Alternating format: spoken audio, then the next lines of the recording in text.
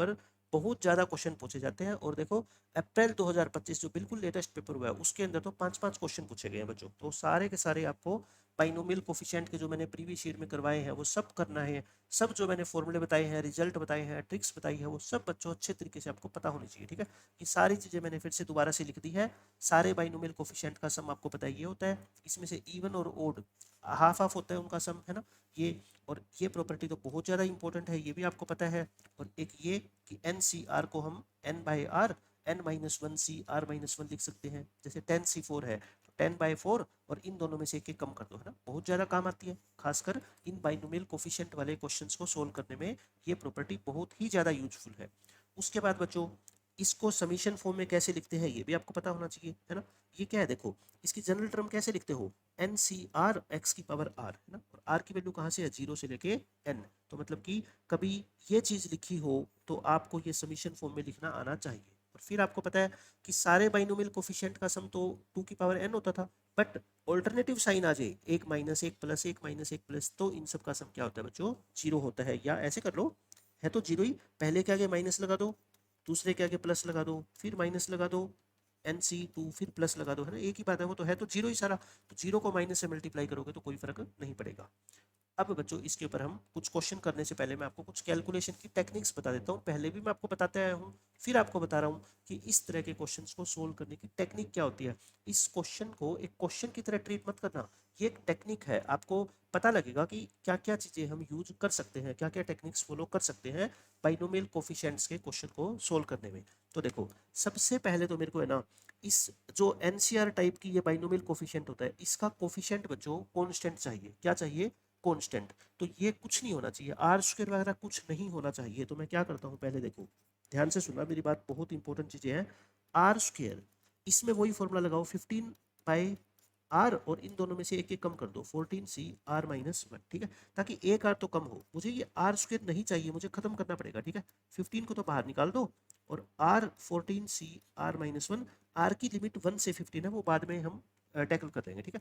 अब मेरे को ये आर भी नहीं चाहिए, लेकिन बच्चों ये तो r - 1 है, तो इसको तो हम चेंज कर नहीं सकते, इसको r - 1 बनाओ। इसको क्या करो, r - 1 बना लो, इसमें -1 कर लो, +1 कर लो, ये लो ऐसे, ऐसे कह रहा हूँ मैं, ठीक है। तो अब ये क्या हो गया देखो, अब r - 1 की अलग मल्टीप्लाई कर दो 14C r - 1 से, और +1 की अलग मल्टीप्लाई कर दो r - 1 से, है ना, ऐसे।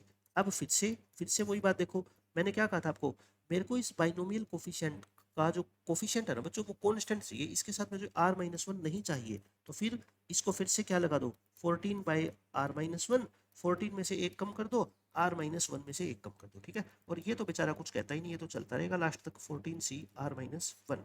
तो 15, ये देखो कैंसिल, इंटू 14, कॉन्स्टेंट तो बाहर ले आओ, और सिग्मा इसके ऊपर लगा दो, है ना, ये सिग्मा तो लगेगा ना, कितना है ये 13C r - 2, और प्लस 15 इसके साथ भी था मल्टीप्लाई, देखो मैं इसके साथ भी कर देता हूँ।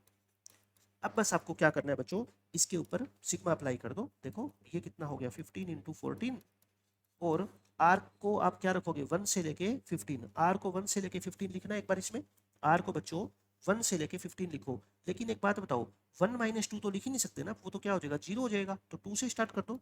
2 से स्टार्ट करोगे बच्चों तो 2 - 2 0, फिर 1, और लास्ट 15 लिखोगे तो 15 - 2 कितना होगा 13 होगा, है ना, ये 13 हो जाएगा। और इसके अंदर पुट करो, आर को 1 पुट करोगे तो क्या आएगा 14C0, फिर 14C1, और बच्चों लास्ट में 14C14 आ जाएगा। इसको तो आगे से बिना देखे लिख दिया करो, ये आ जाए तो 2 की पावर 13, ये आ जाए तो 2 की पावर 14, बस इस तरह से, ठीक है। तो ये कितना आ गया 15 × 14, ये 2 की पावर 13, और ये 15 इंटू ये कितना आ गया बच्चों 2 की पावर 14। बस अब इसको थोड़ा सा चाहो तो सिंप्लीफाई कर लो, 15 2 की पावर 13 कॉमन ले रहा हूँ मैं, 2 की पावर 13 कॉमन ले लो, तो 15 × 14, और प्लस में क्या आ जाएगा बच्चों 15 इंटू ये 2 बच जाएगा ना, चाहो तो आप 15 भी कॉमन ले लो, क्या बच गया 14 प्लस में 2 16, तो 2 की पावर 3, इसको 3 × 5 लिख दो, और इसको 16 को 2 की पावर 4, तो 2 की टोटल पावर कितनी होगी 17, और 3 की पावर 1 5 की पावर 1, क्योंकि बाइनोमियल कोफिशिएंट में ऐसे ही क्वेश्चन पूछे जाते हैं कि इसकी वैल्यू आपको क्या दे देंगे 2 की पावर अल्फा, 3 की पावर बीटा, 5 की पावर गामा, और आपको फाइंड करना होगा alpha plus beta plus gamma. तो यहाँ से बताओ alpha plus beta plus gamma 17 + 1 + 1 कितना आंसर आ जाएगा आपका 19 आ जाएगा। ठीक है, तो ये मैंने आपको टेक्निक बता दी कि कैसे टैकल करेंगे इन बाइनोमियल कोफिशिएंट्स के क्वेश्चंस के अंदर हम। अब देखो बच्चों, ये क्वेश्चन इसी पैटर्न के ऊपर बिल्कुल बेस्ड क्वेश्चन है ये। इसके अंदर आपको पहले क्या करना है बच्चों, जनरल टर्म लिखनी है ना। जब भी आपको कुछ ना समझ आए ना बाइनोमियल कोफिशिएंट वाले क्वेश्चन में, आप सबसे पहले स्टार्टिंग कर दिया करो इसकी जनरल टर्म लिख के। देखो, ये 1 स्क्वायर है 15c1, ये 2 स्क्वायर है 15c2, ये 3 का स्क्वायर है 15c3, ये 15 का स्क्वायर है 15c15। तो बताओ आप मेरे को इसकी जनरल टर्म क्या होगी। देखो पहले इसकी लिख दिया करो, 15c1 15c2 15c3 तो 15cr लिख दिया मैंने। ये हो गया, समझ गए इतनी बात। अब यहाँ 1 है तो बाहर 1 का स्क्वायर है, यहाँ 2 है तो बाहर 2 का स्क्वायर है, यहाँ 3 है तो बाहर 3 का स्क्वायर है, यहाँ r है तो बाहर क्या होगा फिर r का स्क्वायर। समझ गए, ये बच्चों इसकी जनरल टर्म है। अब मेरा आंसर क्या है, इन सारी की सारी टर्म का समीशन, मतलब जो जनरल टर्म है उसका समीशन कर दो, समीशन का साइन लगा दो बस, है ना। आर की वैल्यू कहाँ से कहाँ तक है बोलो, 1 से लेके और कहाँ तक है बच्चों 15 तक। अब बताओ, यही चीज़ तो मैंने अभी आपको सोल्व करके दिखाई है ना, बिल्कुल सेम ये चीज़ सोल्व करी थी। क्या आई थी, 2 की पावर 17, 3 की पावर 1 और 5 की पावर 1। और यही क्या लिखा हुआ है, 2 की पावर m, 3 की पावर n, 5 की पावर k। तो m की वैल्यू क्या आ गई 17, n की वैल्यू 1 और k की वैल्यू 1। तो आंसर क्या है बच्चों, इन तीनों का सम निकालना है, यानी कि 19। तो देख लिया। अब मैंने आपको जो टेक्निक बताई थी वो सेम टू सेम बच्चों क्वेश्चन के अंदर यूज होगी, बस स्टार्टिंग के अंदर आपको जनरल टर्म के अंदर खुद को कन्वर्ट करना पड़ेगा। वो तो सीक्वेंस सीरीज का एक पार्ट है। अब बच्चों इन दो क्वेश्चंस की मैं एक बार आपको कैलकुलेशन करके दिखाता हूँ। देखो आर की वैल्यू क्या है 0 से लेके 10, और इसके अंदर तो देखो इसका कोफिशिएंट जब भी आपको कांस्टेंट मिल जाए ना 1 2 3 -1 5/2, तो घबराने की जरूरत नहीं है। इसका मतलब ये क्वेश्चन क्या है बच्चों, इजी है। ठीक है, ये तो इसमें कुछ करना ही नहीं, बस आर को 0 से स्टार्ट कर दो। 11c 0 पुट करोगे तो क्या आएगा बताओ 1, 11c 1 पुट करोगे तो फिर 2, और लास्ट में 10 पुट करोगे तो 11c 11। अब जल्दबाजी में बच्चे इसका आंसर क्या लिख देते हैं, 2 की पावर 11, लेकिन नहीं बच्चों वो 0 से स्टार्ट होता है। देखो इसमें 11c0 गायब है ना, मैं 11c0 ऐड कर देता हूँ, मैं इसमें 11c0 ऐड कर देता हूँ और 11c0 माइनस कर देता हूँ। अब ये चीज़ क्या बन गई, 2 की पावर 11 और 11c0 क्या होता है 1। तो ये इस क्वेश्चन का क्या आएगा बच्चों, आंसर आएगा। ठीक है, अब इसको ध्यान से देखो, सेकंड वाली को, ये समीशन लिखा हुआ है। अब इसको देखो ध्यान से, एक सीख लो, आगे ये काम आएगा बहुत ज़्यादा। इसको ना आप ओपन कर दो, जब भी आपके दिमाग में कुछ ना आए तो समीशन को ओपन कर दो, है ना। ओपन करना, आर को 0 पुट करो, 11c1 आएगा, और फिर बच्चों 1/10 की पावर क्या आएगा, आर को 0 पुट करोगे 1 आएगा, फिर 11c2 और 1/10 की पावर 2, और लास्ट में बच्चों 10 पुट करोगे तो 11c11 और 1/10 की पावर क्या आ गई 11। अब आपको कुछ ध्यान आ रहा है क्या, इसको देख के कुछ ध्यान आ रहा है। एक बात बताओ, 1 + x की पावर n क्या होती है, nc0। 1 की पावर तो कुछ भी लिखो, है ना, ये होती वैसे n है, x की पावर 0 से स्टार्ट होता है, फिर nc1 x की पावर 1, फिर nc2 x की पावर 2। यानी कि देखो यहाँ पे 0 है और इसकी पावर 0, यहाँ पे 1 है इसकी पावर 1, यहाँ पे 2 है इसकी पावर 2। तो 1 + x लिख के ये वाला नंबर और इसकी पावर क्या कर दिया करो n, लेकिन वो nc0 से शुरू होना चाहिए।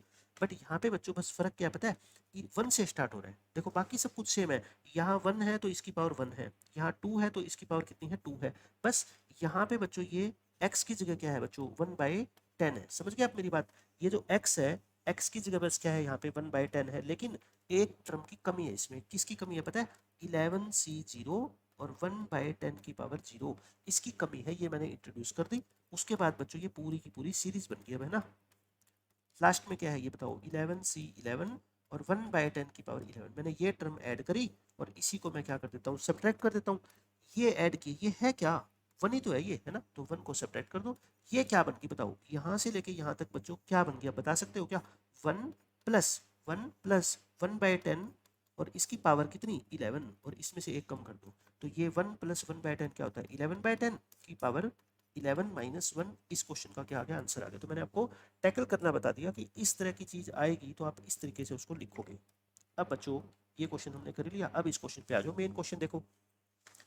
मैंने आपको क्या बताया, देखो यहाँ पे अगर r+1 है ना बच्चों, इस r+1 अगर यहाँ पे है तो इसको भी r+1 बनाओ, है ना, सेम बनाना होता है। देखो यहाँ पे देखना एक बार आप इस क्वेश्चन के अंदर, यहाँ अगर r+1 था तो 1/ इसको ऐसे भी तो लिख सकते हो आप, इसको ऐसे तो लिख ही सकते हो ना, एक ही तो बात है, इसका यही तो मतलब है ना समीशन। मैं ये कह रहा हूँ जो नंबर यहाँ होता है ना वही नंबर इसकी पावर होनी चाहिए, तो इसको क्या बना लो आप, सेम बना लो। सेम बनाना कोई मुश्किल नहीं है। मैं क्या करता हूँ ना, 10 से मल्टीप्लाई कर देता हूँ नीचे, ताकि 10 की पावर r प्लस 1 बन जाए, और 10 से मल्टीप्लाई कर दो ऊपर, यानी कि वो वाला 10 तो बाहर चला जाएगा। बस इस क्वेश्चन में जो लेफ्ट हैंड साइड है, ये तो बाद में इक्वेट कर दूंगा मैं, ठीक है। लेफ्ट हैंड साइड क्या होगी, देखो 10 बाहर है और अंदर क्या बच गया, सिग्मा 10 की पावर r प्लस 1। चलो मैं एक एक स्टेप आपको लिख के दिखा देता हूँ, ये और 11c r प्लस 1। बताओ यहाँ तक समझ आ गई बात। फिर उसके बाद बाहर वाला 10 तो कोई प्रॉब्लम नहीं कर रहा, ये तो चलता रहेगा। इसको सेपरेट डिवाइड कर रहा हूँ मैं, 10 की पावर r प्लस 1 को 10 की पावर r प्लस 1 से डिवाइड करोगे 1, और 1 बाई 10 की पावर r प्लस 1, है ना, ये आ गया। और साथ में देखो सिग्मा का साइन मत बोलना, ये तो चलता ही रहेगा, और 11c r प्लस 1, ये आ गया ना। अब क्या करो, इसको अलग अलग मल्टीप्लाई कर दो, 1 को बच्चों अलग मल्टीप्लाई करो 11c r प्लस 1 को, है ना, और माइनस में ये 11c r प्लस 1 को 1 बाय 10 की पावर r प्लस 1 से अलग मल्टीप्लाई कर दो, ये कहना चाहता हूँ मैं, ठीक है। अब अलग अलग सिग्मा अप्लाई कर दो सब पे, ये अलग हो गया, और 10 इसके साथ भी मल्टीप्लाई कर दो ताकि बाद में भूल ना जाए, और ये 11c r प्लस 1 और 1 बाय 10 की पावर r प्लस 1। बताओ, अब तो ये दोनों एक्सप्रेशन तो अभी मैंने आपको सोल्व करके दिखाई, पेपर के अंदर भी आपको ऐसे ही करना है। अगर ये क्वेश्चन यहाँ पे आके आप फंस गए, अब आप इसको अलग सोल्व करना, इसको अलग सोल्व करना। अगर दोनों को इकट्ठा सोल्व करोगे कैलकुलेशन में मिस्टेक हो जाएगी, क्योंकि इतनी बारीक कैलकुलेशन होती है ना इस तरह के क्वेश्चन में कि 100% बच्चे से मिस्टेक होती ही होती है, ठीक है। तो अलग अलग सोल्व करो। इसको अभी मैंने आपको सोल्व करके दिखाया था, इसकी वैल्यू देख लो, ये भी सोल्व करके दोबारा करने का क्या फायदा है, यही तो सोल्व किया था। क्या आया था बच्चों इसका आंसर, 2 की पावर 11 माइनस 1, तो इसका आंसर आएगा 2 की पावर 11 माइनस 1। और इसका आंसर क्या आया था आपको याद है, ये देखो सेम चीज, ये सेम चीज 11 बाई 10 की पावर 11 माइनस 1, यानी कि इसका आंसर क्या आया था 11 बाई 10 की पावर 11 माइनस के 1। दोनों आंसर बच्चों मैंने लिख दिए, ये बीच में माइनस का साइन है, ठीक है। अब इसको बस सिंप्लीफाई करके इस वाले फॉर्मेट के अंदर ले आओ, ले आएंगे, कोई बड़ी बात नहीं है। क्या आ गया, 10 इंटू 2 की पावर 11, देखो ये माइनस 10 है, और ये बच्चों ये माइनस माइनस प्लस 10 है, तो ये 10 तो कैंसिल हो जाएगा, है ना, 10 तो कैंसिल हो गया, तो क्या बच गया अब 10 इंटू 2 की पावर 11, और माइनस ये माइनस में क्या बच गया 10 इंटू 11 बाई 10 की पावर 11, ऐसा बच गया ना। तो ऐसे करो 10 इंटू 2 की पावर 11, 10 इंटू 11 की पावर 11 अपॉन 10 की पावर 11। अब मैं क्या करता हूँ ना, 10 की पावर 11 एलसीएम ले लेता हूँ, ठीक है, 10 की पावर 11 क्या कर लो, एलसीएम ले लो। तो ये क्या हो गया बताओ, 10 इंटू 2 की पावर 11 तो था ही, ये 10 की पावर 11 और ये तो बच्चों सेम आ जाएगा, बोलो ऊपर से 10 कॉमन आ रहा है, देखो ऊपर से 10 क्या आ रहा है कॉमन, तो ये 2 की पावर 11 और 10 की पावर 11 की मल्टीप्लाई 20 की पावर 11 लिख दूँ, बेस को मल्टीप्लाई कर दिया मैंने, है ना, तो ये हो गया 20 की पावर 11, ये 11 की पावर 11, और नीचे क्या है 10 की पावर 11, ये एक पावर कैंसिल कर दो, तो 20 की पावर 11 माइनस 11 की पावर 11, नीचे 10 की पावर क्या बच गई 10, बस ये सिंप्लीफाई कर दिया। और ये क्वेश्चन में क्या दे रखा है पता है, अल्फा की पावर 11 माइनस 11 की पावर 11 अपॉन 10 की पावर 10, देख लो, देखो यही दे रखा है, ये सेम चीज़ दे रखी है मेरे को। तो यहाँ से अल्फा की वैल्यू बताओ कितनी आ गई, 20 आ गई ना, अल्फा की वैल्यू कितनी आ गई 20। तो बाइनोमियल कोफिशिएंट्स को सोल्व करने की टेक्निक क्या क्या इसके अंदर यूज कर सकते हैं वो मैंने सारी बच्चों आपको बता दी है ना। अभी और आएगी, देखो ये 5 क्वेश्चन अगर आपने सोल्व कर ली ना, बहुत कुछ सीखोगे आप इन 5 क्वेश्चनों से। ये भी ये उससे देखो, यहाँ पे तो आर है, तो यहाँ पे भी 2 की पावर क्या बनी हुई है आर, ये तो ऑलरेडी बना हुआ है, ज़्यादा मेहनत नहीं लगेगी। लेफ्ट हैंड साइड को मैं सोल्व करता हूँ, सिग्मा आर की वैल्यू तो 1 से 9 है, बाद में देख लेंगे। इसको सेपरेट डिवाइड कर दो, आर अपॉन 2 की पावर आर अलग कर दो, और 3 अपॉन 2 की पावर आर अलग कर दो, याद आ गया ना, जैसे 10 की पावर आर प्लस 1 वाले को अलग अलग किया था, अलग अलग किया करो हमेशा, ठीक है। और 9c आर, अब देखो इसको आर बाय 2 की पावर आर में 9c आर अलग मल्टीप्लाई कर दो, और इसके साथ सिग्मा अलग लगा दो, 3 बाय 2 की पावर आर और 9c आर, समझ गए इतनी बात। अब मेरी बात ध्यान से सुना, मैंने आपको बार बार यही चीज़ बताई ना, आर ये मेरे को बच्चों बाइनोमियल कोफिशिएंट के साथ ये वाला आर नहीं चाहिए, किसी भी हाल में नहीं चाहिए, कोई बात नहीं। 9c आर को फिर 9 बाई आर और 8c r-1 लिख दूं, बोलो इतनी बात तो समझते हो आप। और नीचे 2 की पावर आर तो बच्चों इसके चल ही रहा है, ठीक है, एक एक चीज सुनते जाना, बस आपको हर चीज समझ आएगी। प्लस सिग्मा, ये 3 तो कॉन्स्टेंट है, इसको तो बाहर ले आओ, और ये 9c r और ये 1 बाय 2 की पावर आर लिख दूं, बोलो ठीक है। अब मैं ये कह रहा हूँ कि आर से आर तो कट गया, 9 बाहर, ठीक है, और ये क्या आ गया 8c r-1 और 2 की पावर आर। अब आप कहोगे एक समस्या से तो हमने छुटकारा पाया, अब दूसरी समस्या क्रिएट होगी। क्या क्रिएट होगी दूसरी समस्या बच्चों, कि यहाँ पे ये जो नंबर है और ये जो नंबर है ये सेम होना चाहिए। अब ये बिगड़ गया है ना, कोई बात नहीं, ये तो सेम करना अपने हाथ में है। ये r-1 है, ये r है, तो बच्चों इसको 2 से डिवाइड कर दो और 2 से मल्टीप्लाई कर दो। बोलो बन गया ना। r को r-1 बनाना तो अपने हाथ में है, कोई बात नहीं। 9 ये 2 इसके नीचे ले आओ और 8c r-1 नीचे क्या हो गया 2 की पावर r-1, इसको 1/2 की पावर r-1 लिख दो मल्टीप्लाई में, बोलो है ना। अब बस ये क्वेश्चन बच्चों सोल्व हो चुका है। अब मैं क्या करता हूँ, अलग अलग आपको दोनों टर्म का आंसर निकाल देता हूँ। देखो इसको मैं अपने दिमाग में एक बार के लिए x मान लेता हूँ, इसको मैं एक बार के लिए y मान लेता हूँ। तो ये क्या बन गया 9/2x प्लस 3y, ये फर्स्ट इक्वेशन आ गई और ये मेरे क्वेश्चन का क्या है बच्चों आंसर है। ठीक है, अब मैं x की वैल्यू को अलग से सोल्व करके आपको दिखा देता हूँ। देखो क्या है, x क्या माना था मैंने 8c r-1, 8c r-1 और 1/2 की पावर r-1 और सिग्मा में लिमिट कहाँ से कहाँ तक है, r की वैल्यू 1 से लेके 9। और अब आप बस इसको पुट कर दिया करो। ठीक है, 1 पुट करना 8c0, 1 पुट करो 8c0 और 1/2 की पावर 0, 8c1 1/2 की पावर 1 और प्लस 9 पुट करोगे तो 8c8 और 1/2 की पावर कितनी हो जाएगी 8। और ये तो कंप्लीट बन गई ना बच्चों, क्या बन गई है पता है 1 प्लस, यहाँ पे x की जगह क्या है बस 1/2, तो 1 प्लस x यानी कि 1 प्लस 1/2 की पावर कितनी 8। तो ये कितनी आ गई बच्चों 3/2 की पावर 8। समझ गए, x की वैल्यू निकाल दी। अब ऐसे ही बच्चों क्या निकाल दो y, समीशन r की वैल्यू 1 से लेके 9 और ये क्या था 9cr, ये था 9cr और इसमें 1/2 की पावर क्या है r। इसमें कुछ प्लस माइनस करना पड़ेगा क्योंकि ये 0 से स्टार्ट नहीं होगा। 1 पुट करोगे तो 9c1 1/2 की पावर 1, 2 पुट करोगे तो 9c2 1/2 की पावर 2 और बच्चों 9 पुट करोगे तो 9c9 और 1/2 की पावर 9। ये हो गया। किसकी कमी आप बता दो, किसकी कमी मैं यहीं ऐड कर दूं, मैं इसमें प्लस कर देता हूं क्या 9c0 1/2 की पावर 0। ये है क्या बच्चों, ये 1 ही तो है, तो 1 मैंने प्लस किया है इसमें, तो 1 मैं क्या कर देता हूँ सब्ट्रैक्ट कर देता हूँ। अब ये क्या बन गया कंप्लीट 1 प्लस x की जगह कितना 1/2, लेकिन अब की बार पावर कितनी होगी 9 और -1 यानी कि 3/2 की पावर 9 -1। मैंने बच्चों x और y के आंसर निकाल के दिखा दिए। सो अपना फाइनल आंसर क्या था बताओ, पीछे वाले पेज पे आ जाओ। क्या था 9/2x प्लस 3y था ना, 9/2x प्लस में 3y, 9/2 इंटू एक्स, एक्स का आंसर क्या था देख लो 3/2 की पावर 8 था।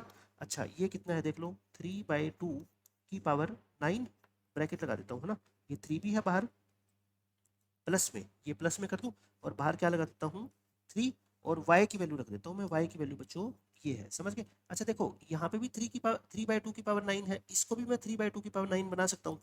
मैं 9/2 को 3 इंटू 3/2 लिख दूँ, बोलो एक ही बात है क्या, एक एक स्टेप करके दिखा देता हूँ मैं।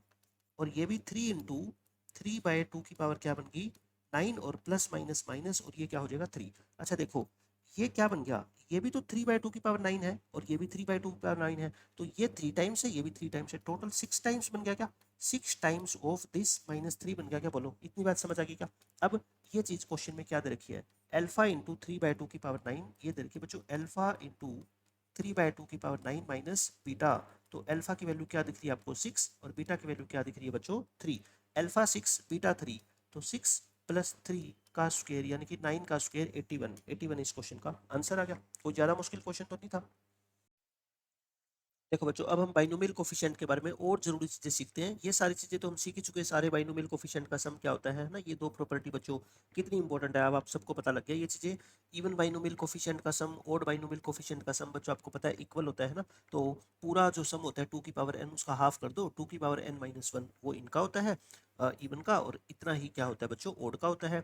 और जैसे ये एक्सप्रेशन आ गई कि सारे इवन बाइनोमियल कोफिशिएंट का सम बताओ, तो ऑल कोफिशिएंट का सम तो क्या होता है बच्चों 2 की पावर 11 होता है और उसका हाफ कर दो यानी कि 2 की पावर 10 हो जाएगा। ये मैंने इसका प्रूफ बता दिया। प्रूफ सीखना बच्चों जरूरी नहीं है इसका, बस याद कर लो डायरेक्ट आपका आंसर आ जाएगा। ठीक है, ये बच्चों अब सबसे इंपॉर्टेंट चीज देखो यहाँ से स्टार्ट होती है, हम पहले भी इसके बारे में डिस्कस कर चुके हैं। ठीक है, मैं आपको इसका प्रूफ बता देता हूँ। देखो पहले हम इसका ऑलरेडी प्रूफ कर चुके हैं। वैसे ये इसकी आपको क्या लिखनी होती है, जनरल टर्म लिखनी होती है। सिर्फ आप बच्चों ये सोचा करो कि कोई भी बाइनोमियल क्वेश्चन कोफिशिएंट का क्वेश्चन आ जाए ना जिसमें NC1 NC2 के कुछ कोफिशिएंट आपको नजर आते हैं, तो आप इसके ना जनरल टर्म लिख दिया करो। जनरल टर्म कैसे लिखते हो आप सबको बताइए, देखो क्या लिखोगे बताओ 1 2 3, इसकी जो जनरल टर्म होती है बच्चों वो क्या हो जाएगी आर हो जाएगी ना, 1 2 3 ये तो नेचुरल नंबर है, तो फिर इसको आप क्या क्या लिख सकते हो बताओ R into N C R लिख दो, बोलो R into N C R, और आर की वैल्यू कहाँ से कहाँ तक है बोलो, 1 से लेके, है ना, 1 से लेके और कहाँ तक है बच्चों, लास्ट में एन तक। और अब इसको सोल्व करने का तो बच्चों आपको तरीका पता ही है, ये आर नहीं रहना चाहिए, बाइनोमियल कोफिशिएंट का बच्चों कुछ भी कोफिशिएंट आर की फॉर्म में नहीं होना चाहिए, आपको ये बात तो मैंने बता दी। और इसको हटाने का तरीका क्या होता है, आर और एन सी आर को क्या लिख दो, एन बाई आर, और n minus one C R minus one, ये r से r कट जाएगा। अच्छा n तो कांस्टेंट है ना, क्योंकि वेरिएबल बच्चों देखो r है, r की वैल्यू चेंज हो रही है, तो n क्या है, कांस्टेंट है, r की वैल्यू 1 से लेके n, और n minus one C R minus one. और इसको तो बच्चों आप हमेशा हमेशा के लिए याद कर लो, ये कुछ लिखने की जरूरत नहीं है, 2 की पावर क्या कर दिया करो, 2 की पावर कितनी, n माइनस वन, और लिखोगे तब भी तो यही आएगा, देखना n माइनस वन तो कांस्टेंट है, r को बच्चों 1 लिखोगे तो क्या आएगा, 0, और फिर r को 1 लिखोगे, फिर इस तरह से बढ़ती जाएगी, और लास्ट में बच्चों आर की जगह क्या लिखोगे, एन, तो ये n माइनस वन। तो बताओ ये तो क्या होता है, n 2 की पावर n माइनस वन ही होता है ना। तो बस ये डायरेक्ट आंसर मैंने प्रूव करके दिखा दिया। मैं कहता हूँ इसको याद मत करो, याद बच्चों कितनी चीजें करोगे, मैं जो चीज एक तो याद करने की है ना मैं बता दूंगा, इनको याद करने की जरूरत नहीं है, प्रोसेस को याद करो, प्रोसेस को सीखो कि जनरल टर्म मान के और बस इस आर को एलिमिनेट करना होता है और हम कर देंगे, ठीक है। याद ना रखना, इसको कोई भी फायदा नहीं है। अगर रख पाओ जिसकी मेमोरी बहुत तेज है तो वो ऐसे याद रख लो, मैंने पहले बताया हुआ है कि binomial coefficient NC1 NC2 NC3 NC4, इनको अगर नेचुरल नंबर से मल्टीप्लाई कर दे 1 2 3 4 से, तो इसका आंसर आता है n इंटू टू की power n minus one. But मैं आगे आपको सिखाऊंगा ना कि 1 2 3 4 ना हो, मान लो ये जो सीरीज बन रही है ना, ये 1 2 3 4, ये बच्चों एपी दे दे, ये क्या दे दे, एपी, तो उसके अंदर मैं एपी का आपको शॉर्टकट भी बताऊंगा और ये बताऊंगा कि जनरल टर्म से तो वो क्वेश्चन भी बच्चों आपका 100% सोल्व हो जाएगा।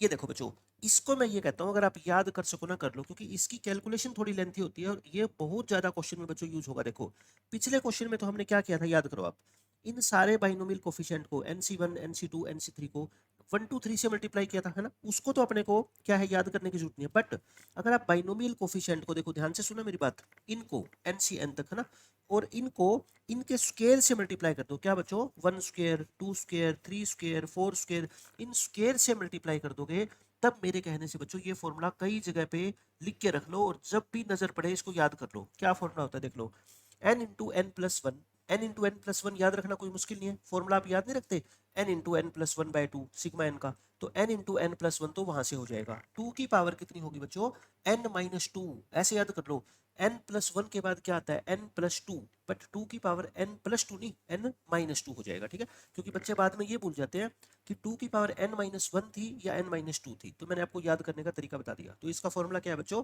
n into N plus one into two की पावर n माइनस टू, और ये बहुत जगह बच्चों काम आएगा, प्रूफ कोई मुश्किल नहीं है, वही क्या मान लो, देखो मैंने करके दिखा दिया आपको।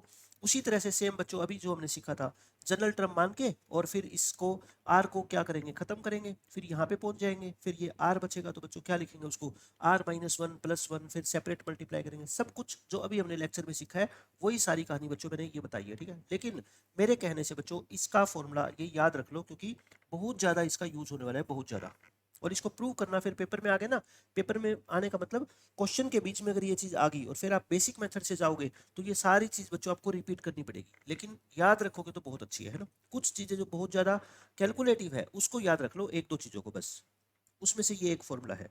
तो ये फॉर्मूला बच्चों मैंने कह दिया आपको, क्या करो याद रखो, इस पे तो 4 5 जितने स्टार आप लगा सकते हो उतने लगा लो, बहुत इंपॉर्टेंट है। अच्छा देखो, इसको समीशन की फॉर्म में भी तो लिख सकते हैं, ये क्या लिखा हुआ है, वही जनरल टर्म लिख के मैंने समीशन लिख दिया, 1 का स्क्वायर 2 का स्क्वायर यानी कि r का स्क्वायर, है ना। और अब एक बात इंपॉर्टेंट बच्चों मैं बताना चाहता हूँ, कई बार पेपर में ऐसा r की वैल्यू ना 0 से n आ जाती है, और अब बच्चा घबरा जाता है, उसने कहा कि मैंने तो ना 1 से लेके n का शॉर्टकट पता है, इसका सम कितना होता है ये होता है। लेकिन बच्चों एक बात बताओ, r को इसमें 0 आप डालोगे तो क्या होगा, 0 नहीं हो जाएगा क्या, r को 0 पुट करोगे सारा कुछ क्या हो जाएगा 0, तो फिर 0 से फर्क क्या पड़ा, बात तो वही है ना, NC1 प्लस में 2 का स्क्वायर इंटू NC2, मेरे कहने का मतलब ये है बच्चों इसका आंसर भी तो वही आएगा, 2 की पावर n माइनस टू। तो अब आप समझ गए मैं क्या कहना चाहता हूँ, चाहे ये 0 से स्टार्ट हो चाहे बच्चों ये 1 से स्टार्ट हो, दोनों केस में आंसर आपका सेम ही आने वाला है, n into N plus one into two की पावर n माइनस टू। अब जैसे ये क्वेश्चन देखो, ये 2019 का क्वेश्चन है। अब जो भी ये बाइनोमियल कोफिशिएंट का लेक्चर है ना बच्चों, 1 1.5 घंटे का पूरा देख लो, मैं कहता हूँ पूरा, आपको बाइनोमियल कोफिशिएंट के किसी भी क्वेश्चन में कभी प्रॉब्लम नहीं आएगी। अब इस क्वेश्चन को देखते ही बच्चा आंसर बता देगा। देखो क्या है, ये 20C1 है, ये 20C2 है, ये 20C3 है, ये 20C20 है ना, और इनको किससे मल्टीप्लाई किया गया बच्चों, 1 2 3 से नहीं, देखो यहाँ पे 2 के स्क्वायर से, यहाँ 3 के स्क्वायर से, यहाँ लिखा नहीं हुआ, कोई बात नहीं, 1 का स्क्वायर तो मैं लिख ही सकता हूँ ना।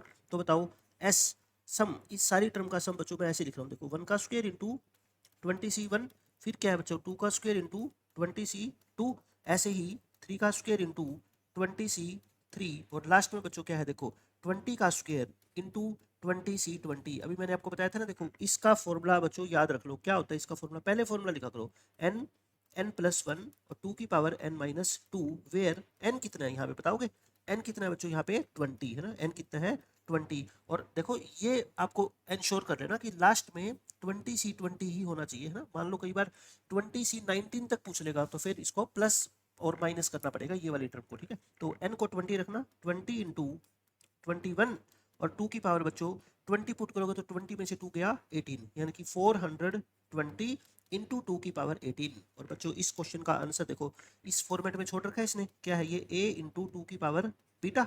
तो ऑप्शन देख लो, a की वैल्यू क्या आ गई बताओ 420, और बीटा की वैल्यू कितनी आ गई, सॉरी हाँ ठीक है a ही है ना, तो अपने से क्या पूछा है a बीटा पूछा है, और बीटा की वैल्यू कितनी आ गई बच्चों 18। अब एक बच्चे के दिमाग में क्वेश्चन आया कि सर आपने ये बता दिया बट इसके अंदर ए और बीटा की कुछ और वैल्यू भी आ सकती थी, मैं कहता हूँ बिल्कुल आ सकती थी। देखो ना, इसको मैंने लिखा सम को 420 इंटू 2 की पावर 18 है ना, 420 तो बच्चों 4 से डिवाइड होता है, मैं इसको 105 गुना में 4 लिख दूं बोलो ऐसे, और 4 क्या होता है बच्चों 2 की पावर 2 होता है, तो ये तो 2 की पावर 20 हो गया। इसका मतलब इसको अगर मैं इससे कंपेयर करके देखूं तो बच्चों ए की वैल्यू कितनी आ रही है 105, और बीटा की वैल्यू कितनी आ रही है 20। ये बिल्कुल सही है, ये मत समझना ये गलत है, गलत नहीं बच्चों सही है ये, बट ऑप्शन के अंदर मेरे को पहले ये दिख रहा था कि जो बाहर वाले नंबर ए की वैल्यू है ना बच्चों वो बहुत बड़ी है, इसलिए मैंने इसको जो है ना सेपरेट करने की नहीं सोचा, नहीं तो मैं यहीं इसको 4 into 5 लिख देता। आप मेरी बात समझ रहे हो, तो ये दोनों सही है, ये भी सही है ये भी सही है, ये मत मानना कि गलत है, ठीक है दोनों बिल्कुल सही है, बट ऑप्शन में ए की जो वैल्यू है बच्चों वो क्या है बहुत बड़ी है, इसलिए मैंने इसको ब्रेक करने की पहले नहीं सोची। तो देखो इस क्वेश्चन का अगर आपको फॉर्मूला याद था तो देखो तुरंत आपका आंसर आ गया। अब सेम क्वेश्चन देखो ये पूछा गया आपका 2021 के अंदर, वो 2019 का था, ये 2021 का था। 20 CR कोफिशिएंट होता है बच्चों x की पावर r का इस एक्सपेंशन में, बताओ ये बात बतानी आपको जरूरी थी क्या, ये तो हमें पता ही है कि ये स्पेशल एक्सपेंशन होती है। इसमें मैं आपसे पूछूं कि कोफिशिएंट ऑफ x की पावर n या x की पावर r कितना होता है बताओ, x की पावर r बच्चों कितना होता है, तो आप क्या कहते हो, ये जो इंडेक्स होता है c, जितनी पावर का कोफिशिएंट पूछा है वो नीचे होता है, तो इसने यही बता रखी है, बट इसका कोई मतलब नहीं है हमारे लिए, ये हमें पहले पता है, तो आपको कहता है इसकी वैल्यू बतानी है। बताओ ये आंसर क्या है अपना, बोलना answer is equal to R की वैल्यू 0 से लेके 20 और आर स्क्वेयर इंटू 20 CR। बताओ ये तो पहले वाला क्वेश्चन नहीं बन गया, बस इसमें क्या कर दो आर को 0 पुट कर दो तो क्या होगा 0, 1 पुट करोगे तो 1 का स्क्वेयर इंटू 20C1, फिर बच्चों क्या आएगा 2 का स्क्वेयर इंटू 20C2, और लास्ट में 20 पुट करोगे तो 20 का स्क्वेयर इंटू 20C20। बताओ ये क्वेश्चन और पिछले क्वेश्चन में कोई फर्क है क्या, वहां पे आर की वैल्यू कहाँ से स्टार्ट हो रही थी 1 से, और यहाँ किससे स्टार्ट हो रही है 0 से, तो ये तो वही सेम क्वेश्चन बन गया। क्या होता है फॉर्मूला बताओ n इंटू n+1, बार बार लिख के देखो आप इसको है ना, ये वाली वेयर n की वैल्यू कितनी है बोलो 20, तो ये कितना होगा 20 इंटू 21, और 2 की पावर कितनी हो जाएगी बच्चों 18 हो जाएगी ना, तो ये 420। देखो वो सेम ही क्वेश्चन आएगा, सेम ही आंसर आएगा, और उसी फॉर्मेट के अंदर बच्चों छोड़ रखा है। बस वहां पे 19 में क्या कह दिया था आपको a इंटू 2 की पावर बीटा, और यहाँ पे ऐसा कुछ कहा नहीं, बस डायरेक्ट क्या छोड़ दिया आंसर, बिल्कुल सेम वही क्वेश्चन है। तो इससे आपको ये प्रूव होगी बात कि चाहे पेपर में r की वैल्यू 0 से स्टार्ट हो या 1 से, दोनों का आंसर क्या आएगा सेम आएगा। अब बच्चों देखो ये चीज बहुत बहुत ज्यादा इंपॉर्टेंट है, मतलब कितनी इंपॉर्टेंट बोलूं मैं कहता हूं, अब देखना आप खुद ही बता दोगे कितने सारे क्वेश्चन के अंदर मैं इस एक प्रॉपर्टी का यूज करूंगा, और मैं कोई रटवाऊंगा नहीं आपको, मैं रटवाने यहाँ पे आपको बिल्कुल नहीं आया बच्चों, मैथमेटिक्स को सिखाऊंगा मैं आपको। देखो क्या होता है ये, पहले तो इसका पैटर्न समझ लो, पैटर्न क्या है, ऊपर बच्चों m और n ये दोनों नंबर सेम भी हो सकते हैं, ये दोनों नंबर अलग भी हो सकते हैं, आपको कोई टेंशन लेनी नहीं है, ठीक है। बस इस बात को इंश्योर कर लेना कि इन दोनों का सम हर बार बच्चों फिक्स रहे, n m का सम क्या होता है n plus m n plus m n plus m, हर बार बच्चों m प्लस n रहना चाहिए, तभी ये प्रॉपर्टी लगेगी, अदरवाइज इस प्रॉपर्टी को लगाने की सोच भी मत लेना, ठीक है। ऊपर वाले का सम क्या होना चाहिए हमेशा फिक्स। दूसरी बात बच्चों, दूसरी और लास्ट, देखो डिनोमिनेटर के अंदर ये जो इसको बोलते हैं लोअर सफिक्स, क्या बोलते हैं बच्चों लोअर सफिक्स, इनका जो बच्चों सम है ना, इनका सम देखो, इन दोनों का सम बता दो यहाँ पे कितना है आर, आर प्लस 0 क्या होता है आर, यहाँ बोलना बच्चों यहाँ इनका सम कितना है आर, 1 प्लस r-1 आर ही होता है, इन दोनों का सम कितना है बच्चों आर, सम कितना है आर, और इनका भी सम बच्चों कितना है आर। मैं क्या कह रहा हूँ आपको, इन लोअर सफिक्स का सम बच्चों हमेशा क्या होना चाहिए, कांस्टेंट होना चाहिए। तब आप इसका आंसर डायरेक्ट लिख देना, क्या, ऊपर वाले दोनों नंबर को ऐड कर देना m प्लस n, और c नीचे क्या लिख देना बच्चों, r, नीचे क्या लिख देना r, जो इनका सम होता है। ठीक है, अब इसका मैं आपको बेसिक तरीका बताता हूँ कि इसका मीनिंग क्या है। अगर आपने मीनिंग समझ लिया ना तो ये फॉर्मूला आप कभी भी नहीं भूलोगे लाइफ में। देखो मैं एक एग्जांपल देता हूँ आपको। एक क्लास में 5 बॉयज है और 4 गर्ल्स है, और हमने 3 स्टूडेंट का बच्चों सिलेक्शन करना है। तो बताओ कितने तरीके हो सकते हैं। अब एक बच्चे ने कहा सर ये क्या बताने की बात है, कोई कंडीशन तो है ही नहीं, कितने बॉयज सिलेक्ट करने हैं कितनी गर्ल्स सिलेक्ट करनी है, तो डायरेक्ट आंसर दे दो। टोटल कितने स्टूडेंट है बताओ, 9, और उसमें से कितने सिलेक्ट करने हैं, 9c3 क्या होता है बच्चों, 84। और ये इस क्वेश्चन का बिल्कुल सही आंसर है, कोई गलती नहीं है। ठीक है, लेकिन अब मैं आपको इसको दूसरे तरीके से समझाता हूँ। क्या आपको ये लगता है कि यहाँ पे कोई कंडीशन है कि इतने बॉयज यूज करो इतनी गर्ल्स यूज करो, कोई कंडीशन नहीं है ना। तो मैं एक टेबल बना के आपको दिखाता हूँ। देखो बॉयज, और फिर आपको वो फॉर्मूला समझ आएगा कि उस फॉर्मूले का मीनिंग क्या है। 5 बच्चों बॉयज है, 4 क्या है गर्ल्स, और अपने को टोटल लेने कितने हैं, टोटल स्टूडेंट सेलेक्ट करने हैं अपने को कितने बच्चों, 3 करते हैं। देखो मैं कहता हूँ बॉयज एक भी मत करो सिलेक्ट, ठीक है, और 3 की 3 क्या कर लो, गर्ल्स सेलेक्ट कर लो, कर सकते हैं। बॉयज को एक कर लो, गर्ल्स को 2 कर लो, बॉयज को 2 कर लो, गर्ल्स को 1 कर लो, बॉयज 3 गर्ल्स 0, बस ये 4 ही पॉसिबिलिटी है। तो बताओ अगर मैं ये कहूँ आपको कि इनमें से कोई भी एक केस ले लो और आपका आंसर आ जाएगा, बताओ मैं गलत कह रहा हूँ कि सही कह रहा हूँ, बिल्कुल सही कह रहा हूँ, कोई प्रॉब्लम है ही नहीं। तो अब आंसर क्या आना चाहिए बोलो आप कहोगे सर 5 में से बॉयज यानी कि 0, और 4 गर्ल्स में से 3 यानी कि 4c3, एक प्लस इसका सेकंड वाले का बोलना, 5 में से एक बॉय और 4 में से 2 गर्ल। ठीक है, ये हो गया। बॉय एक एक बढ़ाते जाओ, गर्ल एक एक कम करते जाओ। 5 में से 2 बॉयज और 4 में से एक गर्ल, फिर 5 में से 3 बॉयज और 4 में से 0 गर्ल्स। इसका आंसर निकालना एक बार बच्चों, ये कितना होता है 1, ये 4, ये 5, और ये कितना होगा 6, ये 10, और ये 4, और ये बच्चों 5c3 कितना होता है 10, और वो कितना होता है 1। 4 प्लस 30 प्लस 40 प्लस 10, ये भी कितना हो गया 84। देखो ये 84 एक लाइन में आंसर आ गया था। ये मैंने आपको वेरीफाई करके बताया कि इसका मतलब सेम है। ये मैंने वेरीफाई क्यों किया, अब मैं आपको एक बात बताना चाहता हूँ। देखो मैंने क्या लिखा यहाँ पे बच्चों, देखो ध्यान से, मैंने ये चीज लिखी। अब इसको ध्यान से पढ़ो आप, ये क्या रिप्रेजेंट करती है बच्चों, ये चीज ये रिप्रेजेंट करती है, ये 5 क्या है बच्चों बॉयज है, और ये 4 क्या है गर्ल्स है। बताओ समझ आ गई। 5 बॉयज और 4 गर्ल्स की क्या क्या कंडीशन बना रखी है कि या तो बच्चों एक भी बॉय सेलेक्ट ना करो, तीनों की तीनों देखो इनका सम क्या होना चाहिए, हमेशा फिक्स। इनका सम क्या है देखो, हर बार फिक्स है ना, क्योंकि बच्चे तो 3 ही लेने हैं अपने को, 3 से ज्यादा कम तो कर ही नहीं सकते। तो 5 बॉयज और 4 गर्ल्स, पहली बार में तो आप बॉयज एक भी नहीं ले रहे, सारी की सारी गर्ल्स। दूसरी बार में बॉयज एक, बॉय एक और 2 गर्ल्स। तीसरी बार में 2 बॉयज 1 गर्ल। चौथी बार में बच्चों सारे बॉयज 9 गर्ल। एक बात बताओ, फिर ये तो वही केस नहीं हो गया। आप कहोगे सर ये जो चीज लिखी हुई है ना, इसका मतलब मैं ये समझ रहा हूँ कि क्लास में 5 बॉयज है और 4 गर्ल्स है, और उसमें से 3 बच्चे सिलेक्ट करने हैं, और कोई कंडीशन नहीं है कि कितने बॉयज कितनी गर्ल्स हो, कितने भी बॉयज और कितनी भी गर्ल्स हो सकती है। तो फिर तो मैं सीधा ही लिखूंगा कि 5 + 4 9 बच्चों में से कितने बच्चे सिलेक्ट करने हैं, 3। बताओ समझ गए। तो आपको पेपर में ये क्वेश्चन आएगा कहीं पे भी, किसी लो लेवल एग्जाम में, तो मैं ये नहीं कहता ये टेबल बना के सोल्व करो, बट बच्चों अगर पेपर में ये लिखा गया कहीं ये, तो इससे आपको डायरेक्ट ये लिखना है, इसकी कैलकुलेशन बिना किए। आप मेरी बात समझ रहे हो। अब तो अब इस क्वेश्चन को समझो जो मैंने अभी बताई थी। इनमें ये n क्या है बताओ, n है बॉयज है ना, और ये m क्या है बच्चों गर्ल्स। इनमें से बच्चों आपको कितने बच्चे सिलेक्ट करने हैं बताओ, r।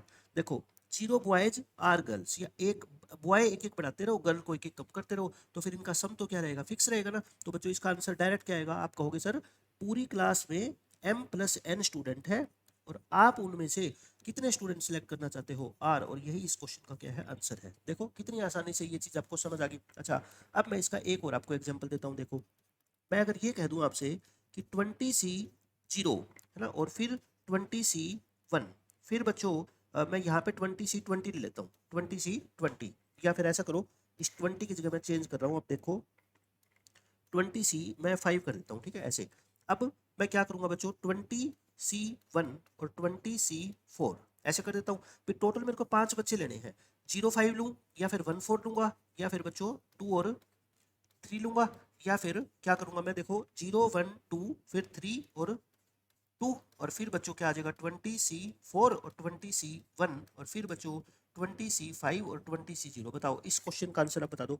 अब की बार बच्चों आप ऐसे सोचो, क्लास में बी सी तो क्या है बॉयज है, और बी सी क्या है गर्ल्स है, ये नंबर सेम हो सकते हैं। मेरे को क्या मतलब है इससे, मुझे बच्चे कितने लेने हैं 5, चाहे 0 बॉयज 5 गर्ल्स लो, चाहे ऐसे लो चाहे ऐसे, है ना, एक ही बात है। तो इसका आंसर क्या आएगा, आप कहोगे सर टोटल 20 मत कह देना, टोटल बच्चे कितने हैं स्कूल में या क्लास में 20 + 20, है ना, उसमें से कितने बच्चे लेने हैं 5, तो आंसर क्या आएगा 40C5।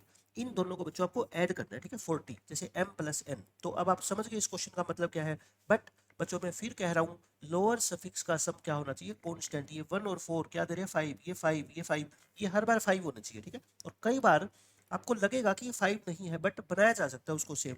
कौन सी प्रॉपर्टी यूज करूंगा, कई बार मैं 20C0 को मैं 20C20 लिख दूंगा, फिर 0 की जगह मैं 20 - 0 लिखूंगा, या 20C3 की जगह मैं 20C17 लिखूंगा। तो कभी बच्चों आपके ध्यान में आए ये प्रॉपर्टी लग सकती है, बट लोअर सफिक्स का सम कांस्टेंट नहीं है। तो आप इस प्रॉपर्टी को लगा के देखना कि क्या कुछ बात बन रही है।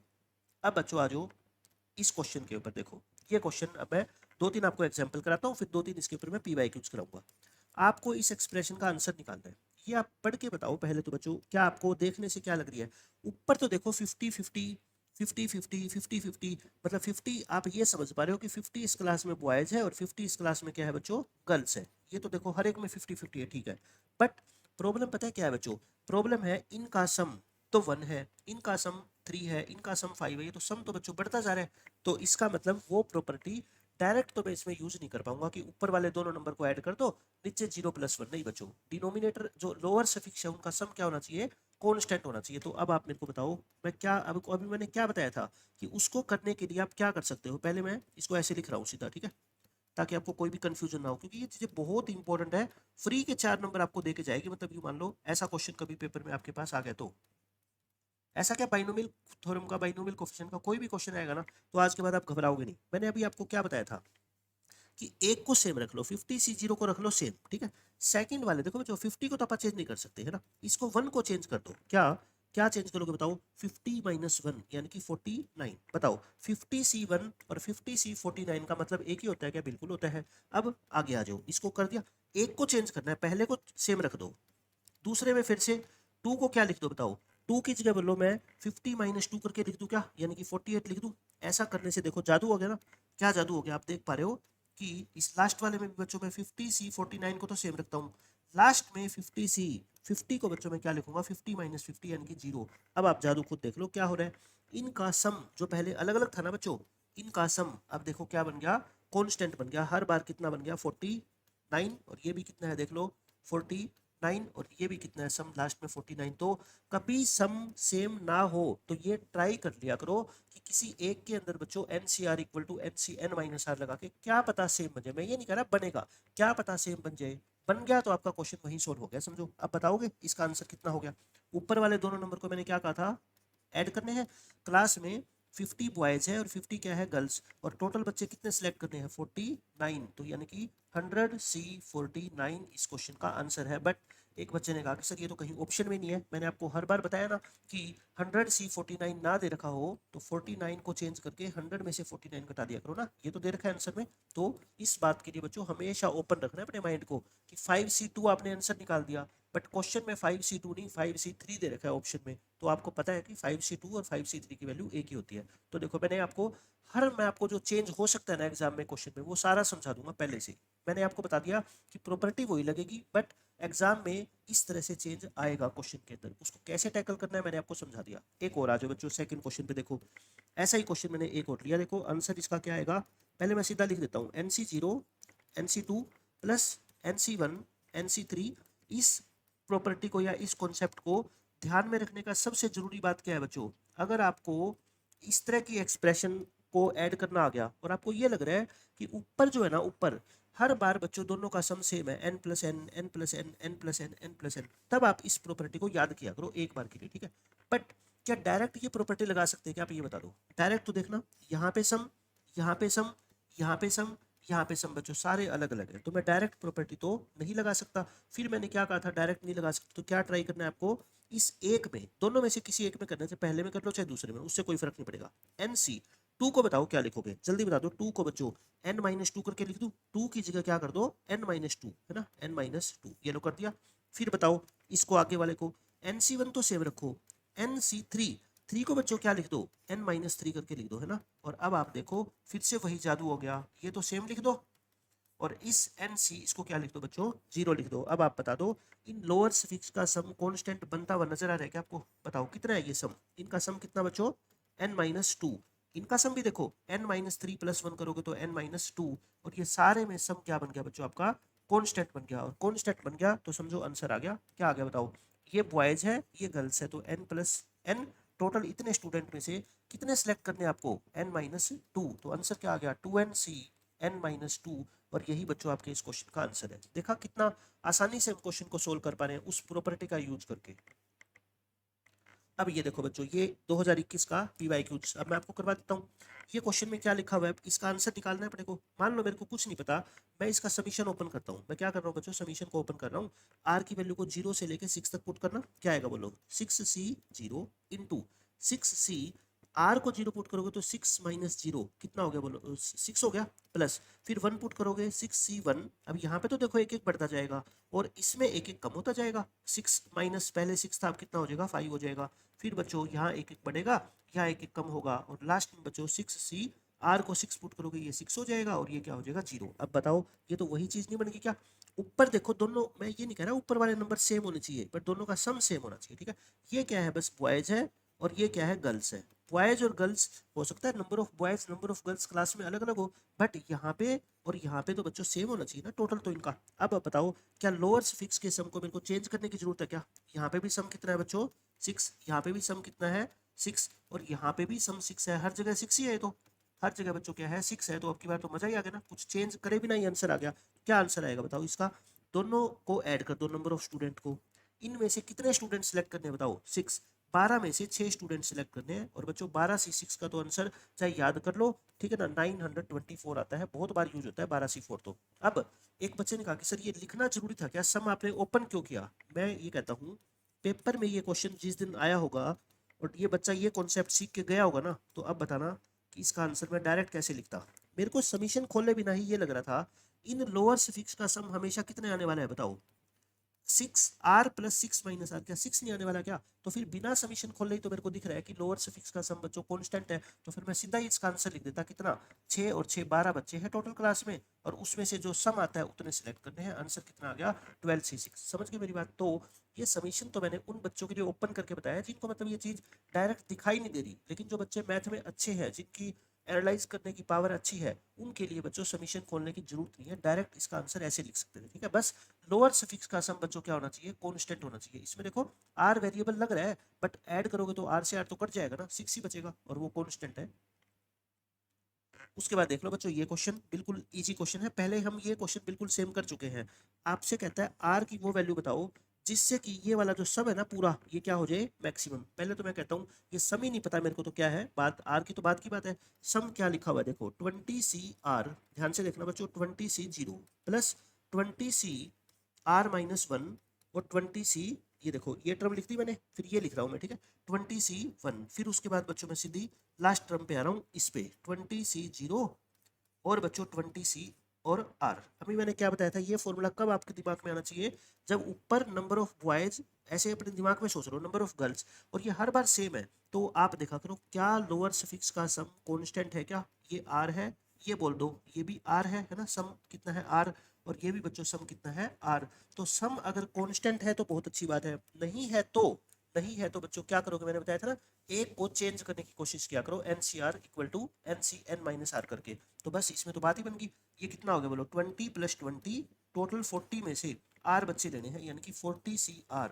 अब बच्चों जो ये कहता था ना कि ये पूरा सम क्या हो जाए मैक्सिमम हो जाए, यानी कि s की वैल्यू मैक्सिमम हो जाए, यही तो कहना चाहता है आपसे।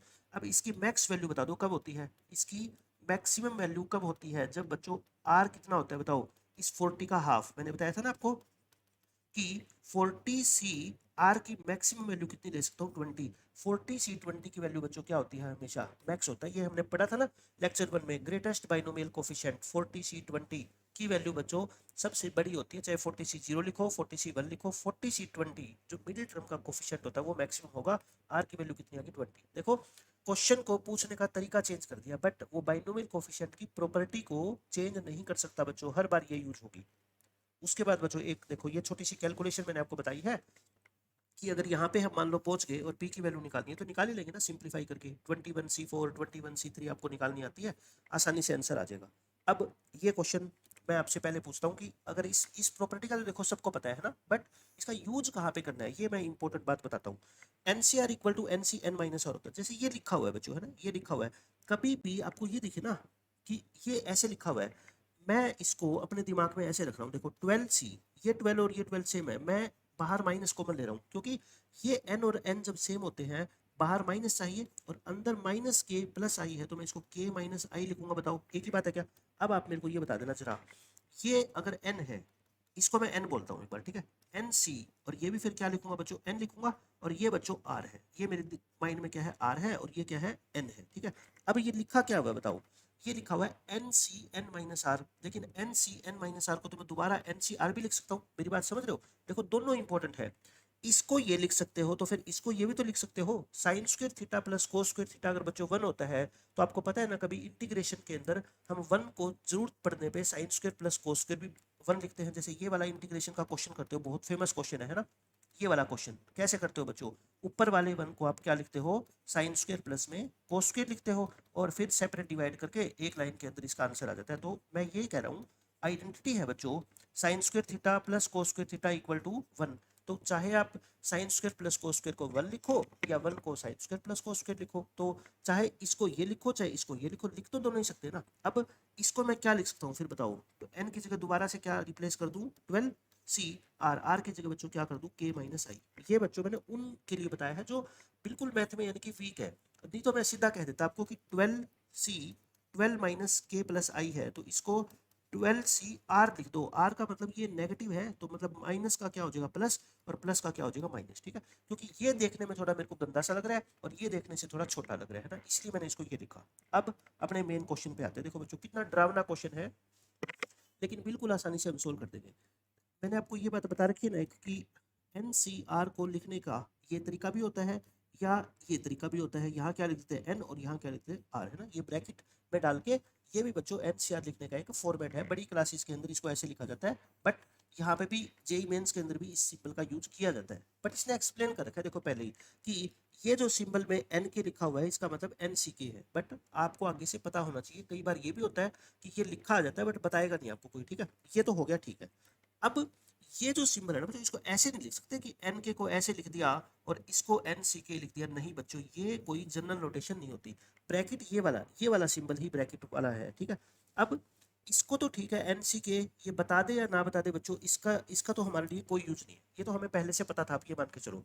बट ये जो एन के ये बड़ी ब्रैकेट डाल के लिख रखा है ना बच्चों, इसका मीनिंग क्या है? जैसे देखो, आपने लिमिट्स, कंटिन्यूटी, डिफरेंशियबिलिटी में या पूरे कैलकुलस में फंक्शन को डिफाइन किया जाता है ना कि एफ एक्स की वैल्यू ये है, एफ एक्स की वैल्यू ये है, जब एक्स कैसा हो, जब एक्स कैसा हो, है ना, यही बच्चों डिफाइन कर रखा है। बट वहां पे एफ एक्स होता था, यहाँ एक फंक्शन यही है भी समझ लो, और उसमें वेरिएबल कौन है, एन और के।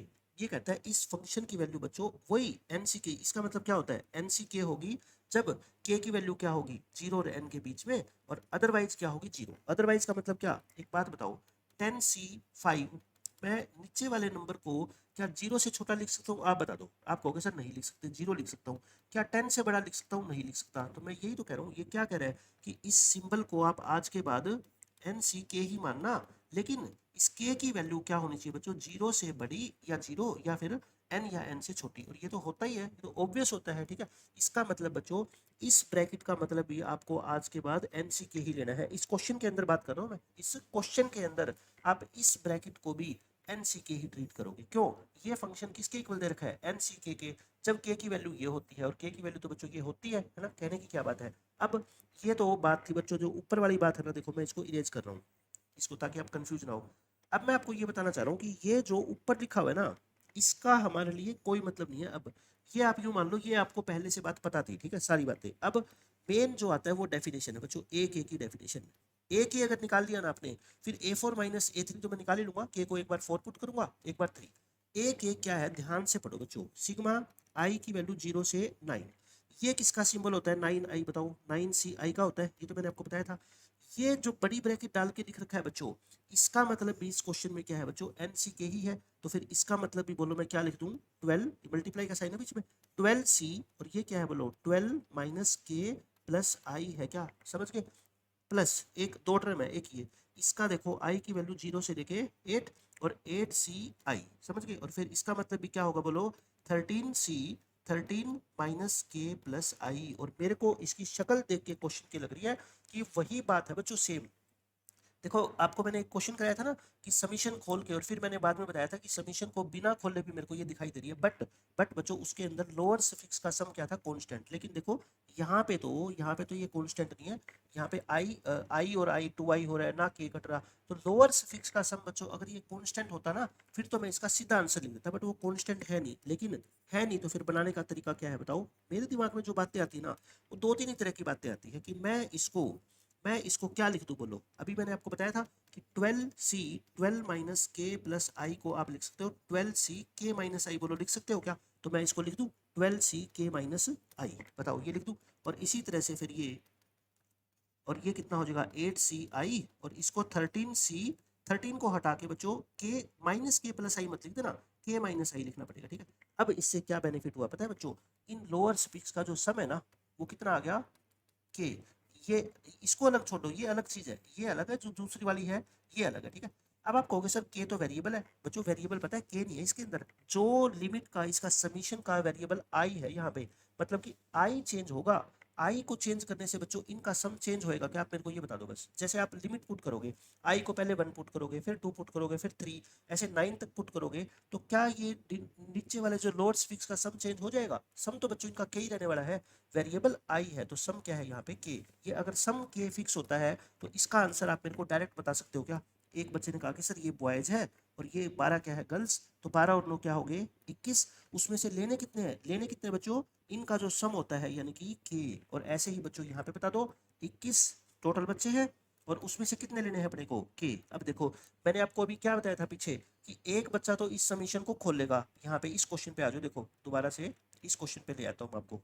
ये वाला क्वेश्चन मैंने क्या कहा था, एक बच्चा तो इस समीशन को पहले ओपन करेगा और फिर समझेगा, दूसरा बच्चा बिना ओपन करे ये समझेगा कि इनका जो सम है ना वो कांस्टेंट है, तो वो सीधा ही कहेगा कि 6 + 6 12, 12 बच्चों में से इनका जो सम होता है 6 वो लेना है, डायरेक्ट आंसर आ जाएगा। अब यही काम इसमें करते हुए तो आप अच्छे लगते हो, चलो एक सिंगल क्वेश्चन है, बट यही काम बच्चों आपने यहाँ पे किया होता इस क्वेश्चन में, तो देखो कितनी कंफ्यूजन क्रिएट हो जाती। तो मैं आपको बताता हूँ ना, आप जो चीजें आप खोल खोल के लिखते हो वो एक सिंगल क्वेश्चन में अगर आ गई तो कोई बात नहीं चलेगा, बट यहाँ पे तो दो दो बार आ गई, एक बार यहाँ पे लिखोगे एक बार यहाँ पे लिखोगे, कंफ्यूज हो जाओगे। इसलिए समीशन के अंदर ही देखा करो क्या इनका सम कांस्टेंट है या नहीं है, तो क्या बनाया जा सकता है, बनाया जा सकता है तो बना के, और बस 12 और 9 21 बच्चों में से के लेने हैं। तो ये तो सेम आगे, तो ये तो बच्चों सेम आगे, तो ट्वाइस ऑफ 21c के लिख दूं बोलो।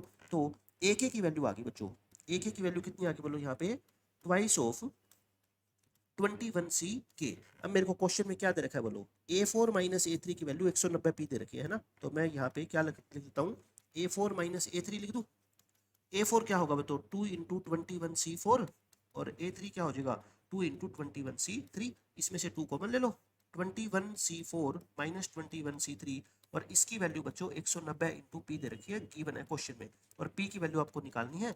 ये सारी कैलकुलेशन मैंने अभी आपको सोल्व करके दिखाई है, ये वहीं पे मैंने पहुंचा दिया। देखो देखने में बच्चों कितना क्वेश्चन डरावना लग रहा था, बट मैंने कहा कि बाइनोमियल कोफिशिएंट की प्रॉपर्टी को याद नहीं करना बच्चों, सीख लिया ना जिस बच्चे ने बहुत अच्छे से, उससे ये क्वेश्चन सारे के सारे इजीली बन जाएंगे बिल्कुल। आज के लेक्चर के बाद आपको बाइनोमियल कोफिशिएंट में कोई दिक्कत नहीं आएगी। अब बच्चों प्रॉपर्टी नंबर 6 पे आ जाओ। ये भी देखो, इसमें मैं आपको पहले भी बार बार ये प्रॉपर्टी याद करवाता आया हूँ कि इसका आंसर सीधा याद कर लो 2n/n। अब मैं कहता हूँ याद मत करो इसको, पहले इसको समझो। इसकी वैल्यू क्या है बच्चों 2n/n है, लेकिन इसमें एक खास बात, हर एक में NC 0 से स्टार्ट होनी चाहिए, NC1 NC2 NC3 और NCn पे खत्म होनी चाहिए। फिर मैं कहता हूँ इसको याद मत करो, आप इसका आंसर लिखो सीधा NC0। अच्छा NC0 का होल स्क्वायर है तो मैं इसको ऐसे लिख दूं, क्या बोलो, है ना। NC1 का होल स्क्वायर है तो इसको ऐसे लिख दूं। जो मैंने अभी पीछे वाली प्रॉपर्टी आपको बताई थी ना, वो बॉयज और गर्ल्स वाली, वो प्रॉपर्टी आपको खुद पता लग जाएगा कि इस क्वेश्चन में भी एज इट इज वो प्रॉपर्टी यूज हो जाएगी, बट डायरेक्ट नहीं। देखो मैंने क्या कहा, वो प्रॉपर्टी कब याद करनी है आपको, कब उसकी याद आएगी, जब ऊपर आप कहोगे ये बॉयज है सर और ये गर्ल्स है, और हर एक में बच्चों ये काउंटिंग सेम रह रही है, हर एक में काउंटिंग क्या है सेम। उसके बाद आपका दिमाग कहेगा कि लोअर सफिक्स का सम क्या होना चाहिए, कांस्टेंट। बट यहाँ मैंने देखा तो बच्चों यहाँ लोअर सफिक्स का सम तो कांस्टेंट नहीं है, तो मतलब वो प्रॉपर्टी क्या पता यूज होगी ना होगी, लेकिन डायरेक्ट तो नहीं हो सकती। फिर मैंने क्या कहा था, अगर आपको लगता है, आपका दिमाग कहता है हो सकती है, बट डायरेक्ट हो नहीं रही, तो फिर आपका शक कहाँ पे जाएगा कि दोनों में से किसी एक को, फर्स्ट वाले को रख दो सेम, है ना, सेकंड वाले को चेंज करके देखो। इस जीरो की जगह मैं n माइनस जीरो करके n लिख दूं, क्या बोलो, NC1। इस NC1 की जगह बताओ NC1 की जगह n माइनस वन लिख दूं, क्या लिख सकता हूँ ना? आप यस या नो करते रहे करो साथ साथ में, है ना। इस टू की जगह बच्चों n माइनस टू लिख दूं क्या? और लास्ट में ये तो NCN है, और इस n की जगह बच्चों n माइनस एन जीरो लिख दूं क्या? बस अब देखो, अब लोअर्स फिक्स का सम देखो ना, ये कितना आ गया सम, बोलो यहाँ पे n आ गया, ये भी कितना आ गया, one plus one minus one cut जाएगा, सम कितना आ गया n। ऐसा करते ही बच्चों देखो मेरे को दिखाई देने लग गया कि सम कितना आ गया, लोअर्स फिक्स का कॉन्स्टेंट आ गया, और सम कॉन्स्टेंट आ गया, चाहे वो कुछ भी आए, फिर तो बात ही बन गई। फिर तो बच्चों ये बॉयज और ये गर्ल्स दोनों को ऐड करके उसमें से कितने बच्चे लेने होते हैं, n। आंसर क्या आ गया, 2NCN। देख लो, इस प्रॉपर्टी को बच्चों याद करो तो कर लो, नहीं तो वो सेम प्रॉपर्टी आप पीछे वाली आपको याद है ना, उसी का बच्चों ये क्या है, एक पर्टिकुलर केस है, मतलब जहाँ पे ये NC नोट क्या होते हैं बच्चों, सेम हो जाते हैं। बट याद करो तो फिर कैसे याद करो, ये स्टार्टिंग बच्चों इसकी कहाँ से होनी चाहिए, जीरो से, और उसकी भी सबकी बच्चों मैं ये कह रहा हूँ, देखो इसमें भी जो मैंने आपको प्रॉपर्टी बताई थी ना, ये मैं दोबारा आपको बता देता हूँ, वहां शायद मैंने आपको बात ना बताई है, कभी गलती हो जाए आपसे एग्जाम में, देखो मैं दोबारा आपको बता देता हूँ वही बात, कि स्टार्टिंग जीरो से ही होनी चाहिए बच्चों, तभी ये प्रॉपर्टी लगेगी, ये वाली। अगर मान लो देखो, ये जीरो से स्टार्ट होना चाहिए और जीरो पे ही लास्ट में खत्म होना चाहिए, है ना। देखो जीरो से खत्म हो रहा है और जीरो से क्या हो रहा है, स्टार्ट हो रहा है। ये प्रॉपर्टी देखो मैंने यहाँ पे बताया ना, जीरो से शुरू होनी चाहिए, एन सी जीरो, मतलब सारे बाइनोमियल कोफिशिएंट आने चाहिए, कहने का मतलब ये है NC0 NC1 NC2 और NCR तक, है ना, सारे के सारे आने चाहिए बच्चों लास्ट तक। तो अगर ये कोई गायब है मान लो, तो फिर उसको क्रिएट कर लो प्लस माइनस करके, वही टर्म प्लस कर लेना, वही टर्म बच्चों क्या कर लेना, माइनस कर लेना, ठीक है। ये क्वेश्चन हो गया आपका सोल्व। तो ये देखो स्पेशल केस है, लेकिन इसको याद करो तो कर लो, याद करना बिल्कुल आसान है। नीचे तो क्या आ जाएगा n, और ऊपर क्या आएगा इसका डबल 2n, ठीक है। जैसे मान लो ये आ जाए, मैं एक एग्जांपल देता हूँ आपको, 19C0 का होल स्क्वायर प्लस 19C1 का होल स्क्वायर, और अप टू चलते चलते 19C19 का होल स्क्वायर, क्या आएगा बच्चों, नीचे तो 19 आएगा, ऊपर 19 का डबल कितना आ जाएगा, 38। ये इस क्वेश्चन का क्या है, आंसर है। अब आप देख लो, ये क्वेश्चन पेपर के अंदर आया हुआ 2021 का क्वेश्चन है। ये तो देखो इसी के अंदर दिख ही रहा है मेरे को कि 20C का होल स्क्वायर है, तो या तो इसको क्या कर लो, ओपन कर लो, आपको ऐसे नहीं समझ आता, ओपन कर दिया करो। फिर क्या आएगा बताओ, के को जीरो रखोगे, 20C0 का होल स्क्वायर, फिर बच्चों 20C1 का होल स्क्वायर, और ऐसे चलते चलते 20C20 का होल स्क्वायर, और ये तो वही बन गया। देखो NC0 NC1 NCR सबके ऊपर स्क्वायर लगा हुआ है, तो क्या होगा, नीचे तो 20 आएगा, ऊपर 20 नहीं, 20 का डबल 40C20, इस क्वेश्चन का आंसर आ गया। बाइनोमियल कोफिशिएंट के बच्चों मैक्सिमम क्वेश्चन, मैक्सिमम, मैं सारे बात नहीं कर रहा, 10% को छोड़ दो, जो क्वेश्चन आएंगे ना वो डायरेक्ट प्रॉपर्टी अगर आपको यूज करनी आती है या याद है, तो उसका आंसर तुरंत आ जाएगा, ठीक है। लेंथी नहीं आते, लेंथी आते बच्चों कोई 10 में से कोई एक क्वेश्चन आपको लेंथी मिलेगा, अदरवाइज प्रॉपर्टी जिसको अच्छे से यूज करनी आती है वो इस क्वेश्चन को तुरंत कर देगा। अब एक बच्चे के दिमाग में एक क्वेश्चन आएगा लास्ट, मैं आपसे पूछता हूँ कि मैं क्वेश्चन देता हूँ आपको, ये के की वैल्यू जीरो नहीं, मैंने वन से स्टार्ट कर दी, और अब आप सोच समझ के इस क्वेश्चन का आंसर देना। अब भी अगर आपने इस क्वेश्चन का आंसर 40C20 बोल दिया ना, इसका मतलब आप कुछ नहीं सुन रहे मेरे को, है ना, आप अपनी मन की कर रहे हो बच्चों, ऐसे नहीं करना। आप इसको एक बार ना ओपन किया करो, इसको ओपन कर लो, क्या आएगा ओपन करके बताओ, 20C1 का होल स्क्वायर, ऐसे नहीं समझ आता तो एटलीस्ट ओपन तो कर लो समीशन को, इसका होल स्क्वायर, और लास्ट में तो बच्चों 20C20 का होल स्क्वायर आएगा। अब मैंने क्या बताई थी, वो जो बॉयज गर्ल्स वाली प्रॉपर्टी कह लो, उसको कुछ भी कह लो, वो प्रॉपर्टी में बच्चों सारी टर्म होनी चाहिए 20C1 20C0। अब इसमें 20C0 का जो ना फर्क है, तो मैं क्या करता हूँ ना, उसको मैं ऐड कर लेता हूँ, 20C0 का होल स्क्वायर मैंने क्या कर दिया, ऐड, और 20C0 का होल स्क्वायर क्या करना पड़ेगा, सब्ट्रैक्ट। अब आप बच्चों कहोगे कि इनका सबका सम जो होता है ना, वो 40C20 होता है, और ये 20C0 तो क्या होता है, वन ही होता है, वन का स्क्वायर माइनस करोगे, मतलब कि 40C20 माइनस वन, ये इस क्वेश्चन का आंसर होगा। तो ध्यान रखना है इस बात का, आप है ना एग्जाम्पल लेके साथ में देख लिया करो। अब एक बच्चे के मन में ये भी तो आना चाहिए कि सर के की वैल्यू 2 से स्टार्ट हो जाए, तो फिर दो टर्म ऐड करनी पड़ती, 20C0 का होल स्क्वायर प्लस 20C1 का होल स्क्वायर, और 20C1 क्या होता है 20, उसका होल स्क्वायर मतलब 400, तो फिर 400 अगर आप ऐड करोगे, देखो ऐसे अगर यही क्वेश्चन आ गया आपका, तो अब आप मेरे को बिना कुछ लिखे अपने दिमाग में आंसर बता सकते हो क्या, 40C20 तो सारे बच्चे लिख ही देंगे, लेकिन आप कहोगे सर वो 20C0 यानी कि वन का होल स्क्वायर, 20C1 यानी कि 20 का होल स्क्वायर 400, ये फालतू आपने ऐड करी, तो 40C20 माइनस में 401 ये इस क्वेश्चन का आंसर आएगा। ऐसे बच्चों आप एग्जाम्पल लेके पढ़ोगे ना, आपसे कोई भी मिस्टेक नहीं होगी। फिर पेपर के अंदर आप अलर्ट रहोगे कि वो के की वैल्यू 0 से स्टार्ट हो रही है कि 1 से हो रही है कि 3 से हो रही है, कहीं से स्टार्ट हो आपको कोई मतलब नहीं, आप लिखते जाओ।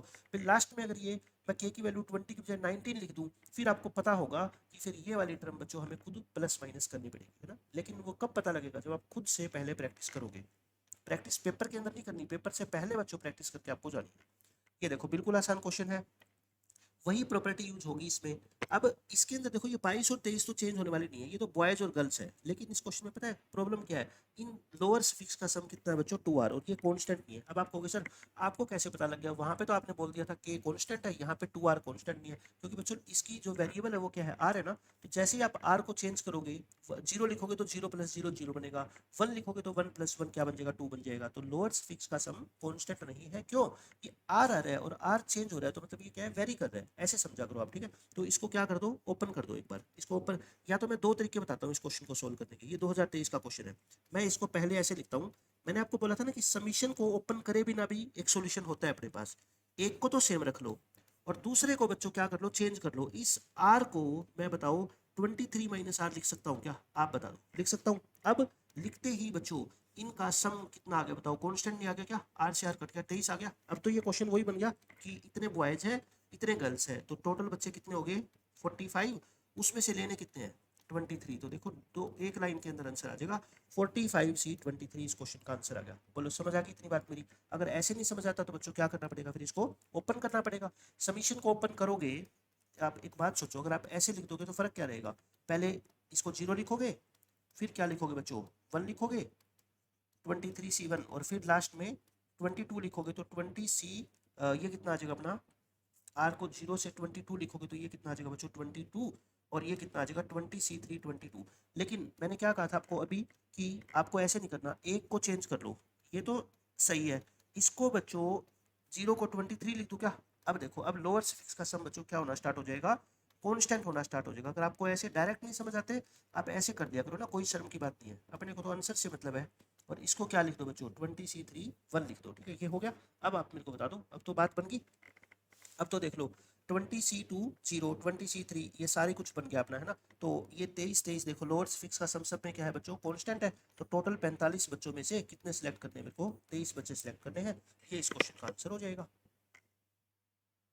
उसके बाद ये क्वेश्चन देख लो बच्चों। अब मैं इस क्वेश्चन में आपको बताऊंगा कि गलत क्या है हमारी अप्रोच और सही क्या होनी चाहिए ना। रॉन्ग अप्रोच का बच्चों हमेशा आपको पता होना चाहिए, यानी कि आप गलती कहाँ पे कर रहे हो। कॉन्सेप्ट तो आपको याद है, बट उस कॉन्सेप्ट को यूज करने में कहाँ पे आप मिस्टेक कर रहे हो, कि आपको लगता है कि वो कॉन्सेप्ट यूज होगा बट नहीं होगा किसी प्रॉब्लम की वजह से ना। वो मैं आपको रॉन्ग अप्रोच बता रहा हूँ। इस क्वेश्चन को देखते ही बच्चा क्या करेगा, सबसे पहले तो एक बच्चा ये सोच सकता है, इसमें पहला पहला जो बता रहा हूँ कि सर ने ये बताया था कि समीशन को ओपन मत करो, ये बॉयज है ये गर्ल्स है, और अगर लोअर फिक्स का सम कांस्टेंट है, और देखो उसको पढ़ते ही क्वेश्चन को मजा आ जाएगा, क्योंकि आर से आर कट गया, इसका सम क्या है बच्चों कांस्टेंट। और उसने कहा कि सर इसका आंसर तो फिर सीधा ये आता है कि क्या 50 और 50 100 बच्चे नहीं, 50 और 50 - r यानी कि 100 - r टोटल स्टूडेंट है, और उसमें से 25 सेलेक्ट करने हैं, और ये इस क्वेश्चन का आंसर आ गया। लेकिन बच्चों एक बात आप मेरे को बता दो, आप इतने समझदार हो, आंसर के अंदर बच्चों आर कहाँ से आ गया।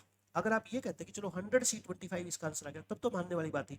आंसर के अंदर आर कहाँ से आ गया। मैंने आपको एक बात ये बताई थी ना कि हर टर्म के अंदर ये नंबर ऑफ बॉयज और नंबर ऑफ गर्ल्स बच्चों सेम रहने चाहिए। सेम कहाँ से रह जाएंगे, आप यहाँ से देख के आइडिया नहीं लगा रहे। 50 - r है, आर को जब 0 लिखोगे तो बच्चों ये 50 होगा, अगली टर्म में बच्चों आर को 1 लिखोगे तो ये 49 हो जाएगा। तो ऊपर जो नंबर ऑफ बॉयज और नंबर ऑफ गर्ल्स क्या हर टर्म में सेम है, नहीं है ना। इतना दिमाग लगा लो, या इतना दिमाग नहीं लगता तो यहाँ से देख लो कि आप आंसर में आर लिख रहे हो, और आर तो बच्चों इसका वेरिएबल है समीशन का, तो फिर इसका मतलब जो आपने आंसर लिखा है वो क्या है, गलत लिखा है। समझ आ गई। तो गलती कहाँ पे होगी, ये तो ठीक है लोअर फिक्स का सम कांस्टेंट था, इसमें कोई बुराई नहीं है, आपने सही सोचा। बट मैंने एक बात और भी बताई थी ना कि हर टर्म में नंबर ऑफ बॉयज और नंबर ऑफ गर्ल्स की काउंटिंग सेम रहनी चाहिए, कि क्लास तो बच्चों वही है ना, उन्हीं में से आपको बार बार चेंज करना है कि एक बॉय ले दो गर्ल ले, या दो बॉय एक गर्ल, ऐसे, ठीक है। बट यहाँ तो नंबर ऑफ गर्ल्स क्या हो जाएगी, चेंज हो जाएगी ना। जैसी टर्म नहीं आएगी नंबर ऑफ गर्ल्स चेंज हो जाएगी, तो इसमें वो प्रॉपर्टी आप नहीं लगा सकते, चाह के भी नहीं लगा सकते। तो फिर करेक्ट मेथड फिर इसका क्या है, वो तो सीखना ही पड़ेगा ना, क्योंकि क्वेश्चन है ये PYQ है। करेक्ट मेथड क्या होगा इसका, रॉन्ग अप्रोच सीखनी जरूरी है, कि कभी डायरेक्ट आंसर लिख दो और आपका क्वेश्चन क्या है तुरंत गलत हो जाए। तो फिर इसको समीशन को ओपन करना पड़ेगा, क्योंकि और तो मेरे पास कोई रास्ता है ही नहीं। समीशन ओपन करूंगा तो इसको लेफ्ट हैंड साइड मान लेता हूँ मैं, ये तो बाद की बात है ना, इसको इसके इक्वल रखेंगे। पहले मैं LHS का आंसर निकालता हूँ। बताओ R को 0 रखे, 50C 0। R को 0 लिखोगे तो आप मेरे को बताओ ये क्या होगा फिर, 50C 25 होएगा क्या? ठीक है। फिर बच्चों आगे फिर से सोल्व करो। फिर R को क्या लिखोगे आप, 1 लिखोगे, 50C1। और फिर R को 1 लिखोगे तो ऊपर भी एक कम हो जाएगा, मतलब 50 में से भी एक कम कर दो, है ना, और 25 में से भी एक कम कर दो। ऐसे चलता रहेगा, ऐसे चलता रहेगा। और लास्ट में क्या आएगा बच्चों, लास्ट में फिर R को 25 पुट करोगे तो ये तो ठीक है। और यहाँ पे 25C 25C 0, ये यहाँ पे पहुंच गए। अब आप बताओ क्या आपको कोई प्रॉपर्टी नजर आ रही है इसमें बच्चों? कुछ भी प्रॉपर्टी नजर नहीं आ रही ना। तो देखो ये सेम नहीं है, ये हर बार क्या है, अलग है। गर्ल्स देखो हर बार क्या होगी, चेंज होगी। लोअर सफिक्स का सम यहाँ पे सेम है, वो तो मेरे को पहले ही दिख रहा था समीशन के अंदर ही, है ना। समीशन मैंने इसलिए थोड़े खोल के दिखाया आपको, समीशन तो कोई और चीज के लिए की। अब इसमें डायरेक्ट प्रॉपर्टी बच्चों कुछ भी नहीं लगा सकते ना, तो इसमें डायरेक्ट प्रॉपर्टी लगा सकते ना इसमें जनरल टर्म वाली लगा सकते, क्योंकि जनरल टर्म तो ऑलरेडी लिखी हुई है ये। अगर वो प्रॉपर्टी लगनी होती कोई फिर यहीं से लग जाती। तो इसका मतलब ये हुआ कि अब मेरे को इसको ओपन करने का कोई फायदा नहीं हुआ, है ना। यहाँ से मेरे को कुछ समझ ही नहीं आ रहा कि ना तो इसकी कोई देखो प्रॉपर्टी, ना इसका कोई शॉर्टकट, ना कोई जनरल टर्म का मेथड। तो अब मैं क्या करूँ फिर? अब आप सोचो, आप पेपर में यहाँ पे स्टक हो गए तो क्या करोगे? आप ये सोचोगे कि ये जो चीज़ लिखी हुई है ना, इसको ही थोड़ा सिंप्लीफाई किया जाए। ये जो लिखा हुआ है इसको थोड़ा क्या करो बच्चों, सिंप्लीफाई करो। तो मैं क्या कर रहा हूँ, अब आपको सिंप्लीफाई करेंगे, क्योंकि और अपने पास बच्चों कोई रास्ता ही नहीं है।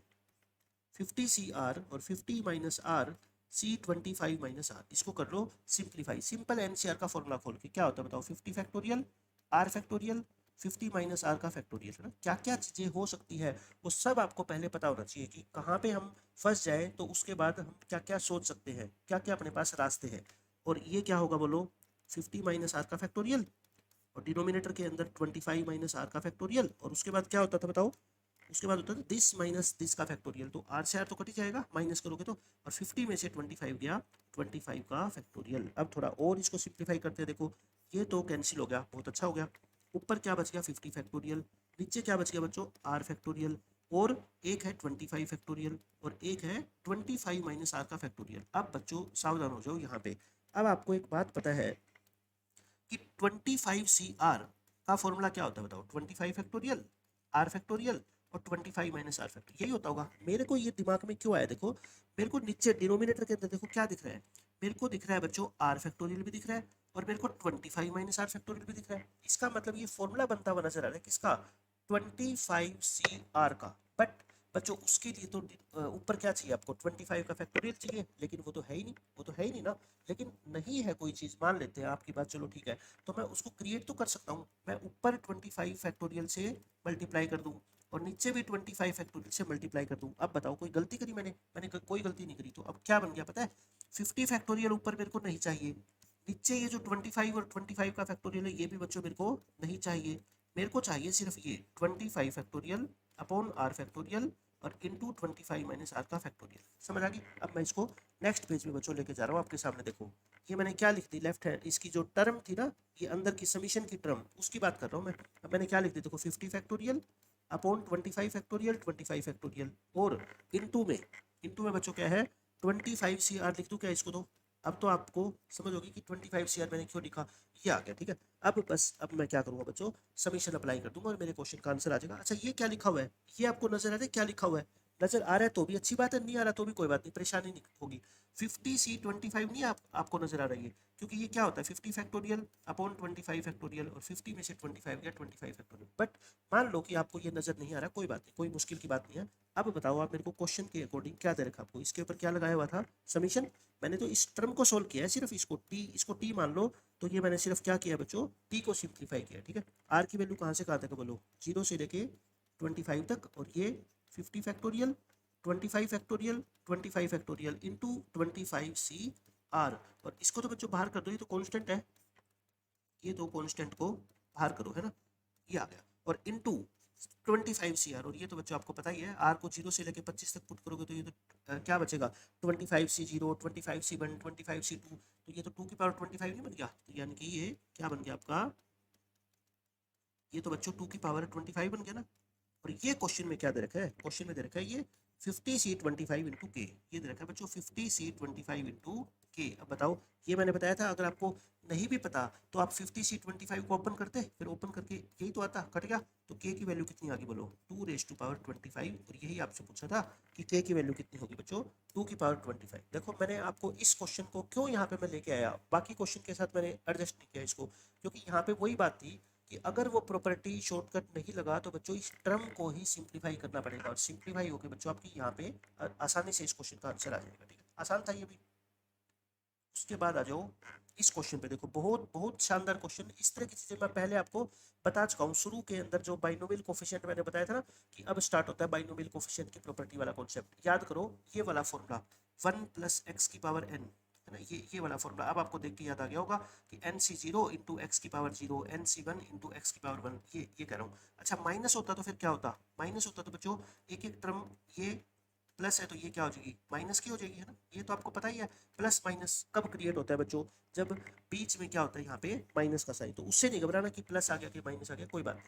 अब मैं कहता हूँ इसको सिंप्लीफाई करके लिखो, वैसे तो ये मेरे को दिख रहा है सीधा सीधा, लेकिन मैं आपको कहता हूँ अगर डायरेक्ट ना दिखे तो बच्चों इसको एक्सपेंड कर लिया करो। ठीक है, करो एक्सपेंड, क्या होगा, के को जीरो पुट करें, nc0 और 1/2 इस -1 की पावर के जो बच्चों लिखा होता है ना कभी भी, आप इसका मतलब ये समझा करो कि के की वैल्यू, इसकी वैल्यू क्या आएगी, या तो -1 आएगी या +1 आएगी। बताओ, के को जीरो डालोगे तो -1 की पावर जीरो तो क्या होता है 1 होता है ना, तो प्लस का साइन देगा। लेकिन जैसे ही के को -1 डालोगे तो बच्चों -1 की पावर 1 क्या होगा, नेगेटिव, तो वो बीच में नेगेटिव साइन क्रिएट करने के लिए कहा गया है इसको। ठीक है, फिर nc1 और 1/2 और फिर के को 2 डालोगे तो -1 का स्क्वायर क्या हो जाएगा +nc2 और 1/2 की पावर क्या लिखी हुई है 2। अब आप बता दो मेरे को, इस चीज को देखते ही आपको नहीं नजर आ गया क्या कि ये क्या लिखा हुआ है, बताओ ये क्या लिखा हुआ है बच्चों, यही तो लिखा हुआ है ये। इस चीज को ध्यान से देखो ना, मैंने पहले भी आपको बताया था कि इसको कंपेयर करना सीखो। nc0 ये क्या है, x⁴0, x की जगह बस क्या है, x की जगह बच्चों क्या लिखा हुआ है यहाँ पे 1/2, और ये फॉर्मूला क्या होता है 1, 1 तो लिखना ही लिखना है। ठीक है, फिर अगर बीच में साइन माइनस है तो आपको यहाँ पे माइनस लिखना है, ऑल्टरनेटिव साइन है तो क्या लिखना है माइनस, सारे प्लस है तो क्या लिखना है बच्चों प्लस लिखना है, कोई दिक्कत नहीं है।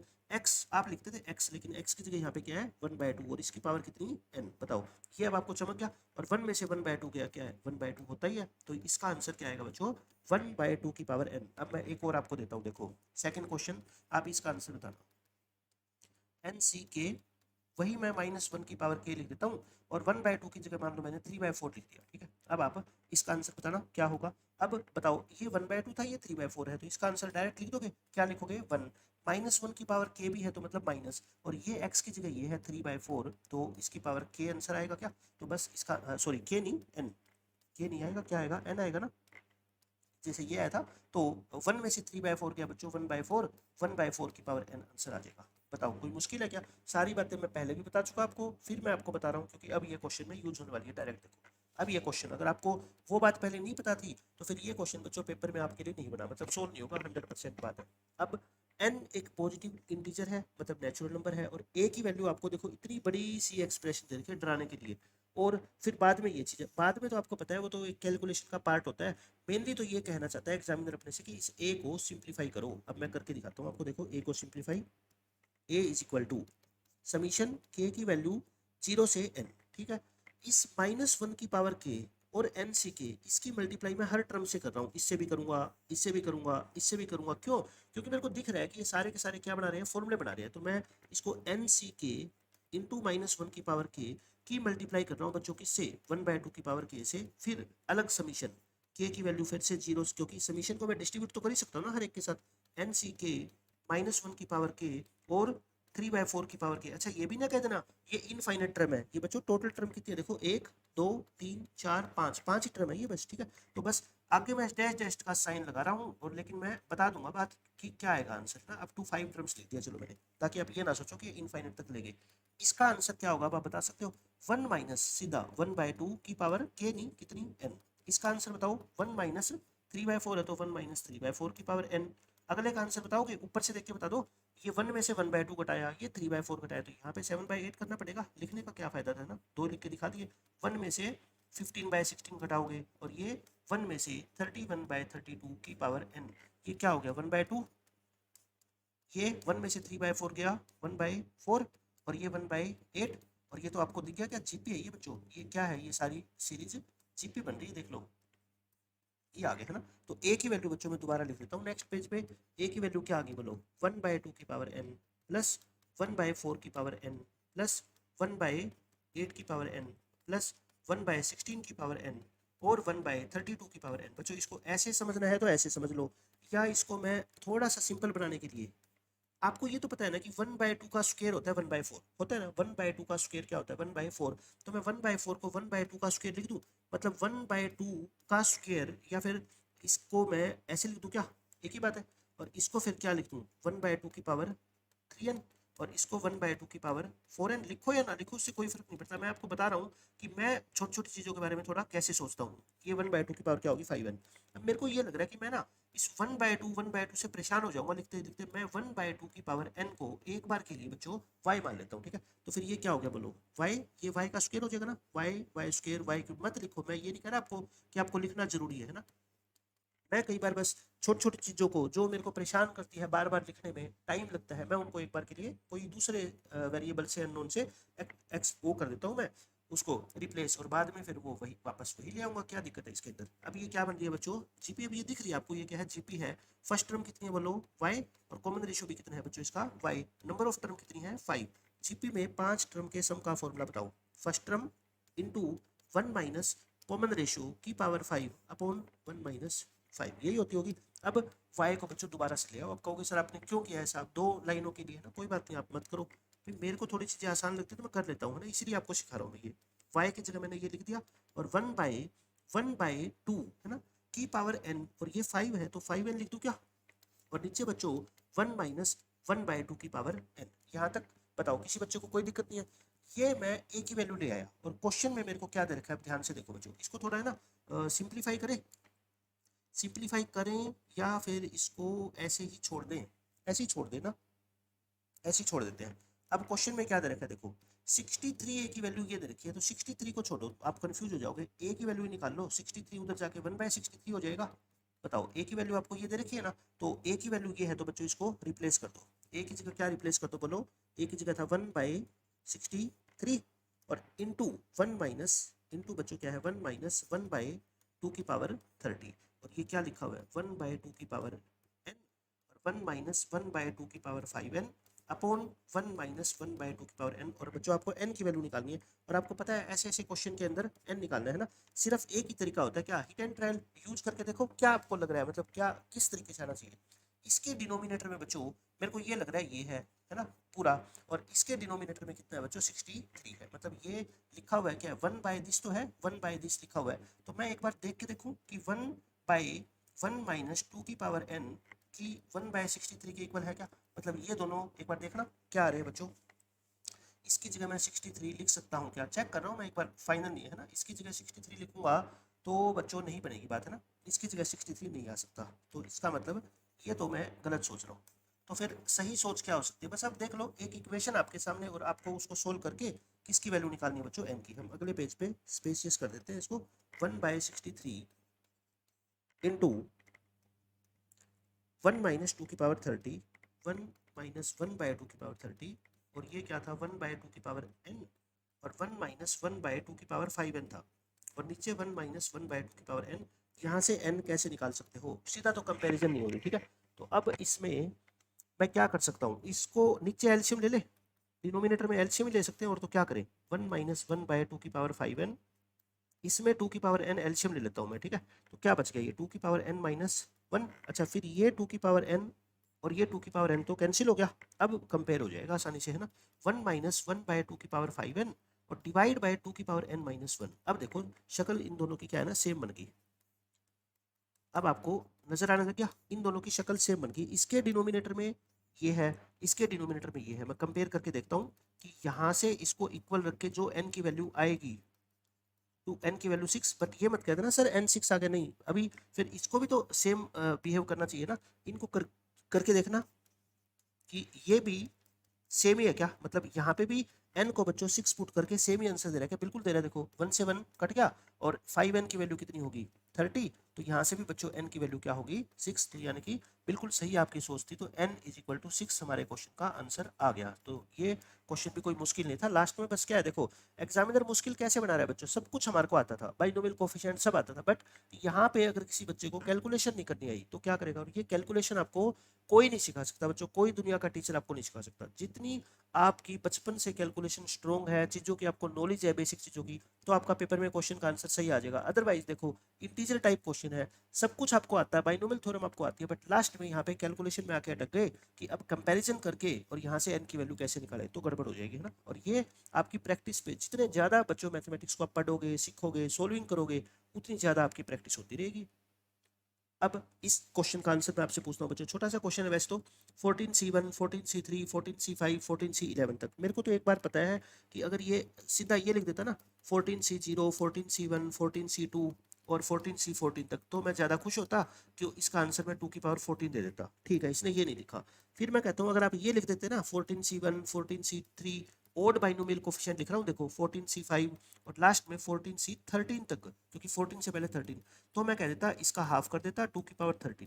ये दोनों में से कोई भी दे देता, मेरे लिए खुशी की बात थी। बट इसने गड़बड़ क्या करती पता है, ये 1 दे दिया, 3 दे दिया, 5 दे दिया, लास्ट में 14C11 तक रुक गया। ये लिखना भूल गया 14C13 को। कोई बात नहीं, हम इसका आंसर जानते हैं बच्चों। तो फिर बताओ, इसी से 14C1 14C3 14C5 up to 14C11 को फिर 2 की पावर 13 में से आप कहोगे सर ये जो टर्म फालतू है इसको घटा दो, तो 2 की पावर 13 और ये तो 14 होता है। बताओ इसका आंसर फिर क्या आ जाएगा, ये आ जाएगा 2 की पावर 13 माइनस 14। मतलब देख के आपको घबराना नहीं है, नीचे आपको हमेशा अपने माइंड को खुला रखना है। 135 है ओड बाइनोमियल कोफिशिएंट, लेकिन बच्चों सारे नहीं है, 14 है तो 13 तक जाना चाहिए, तो 14C13 गायब है, तो 2 की पावर 13 में से फिर वो नंबर आपको माइनस करना पड़ेगा। नहीं तो जल्दबाजी में बच्चा क्या लिख देता है, इसका आंसर 2 की पावर 13 लिख देता है, वो गलत आ जाएगा। अब ये क्वेश्चन देख लो बच्चों, बिल्कुल आसान क्वेश्चन है ये। इसमें क्या लिखा हुआ है, इवेलुएट करना है इसको।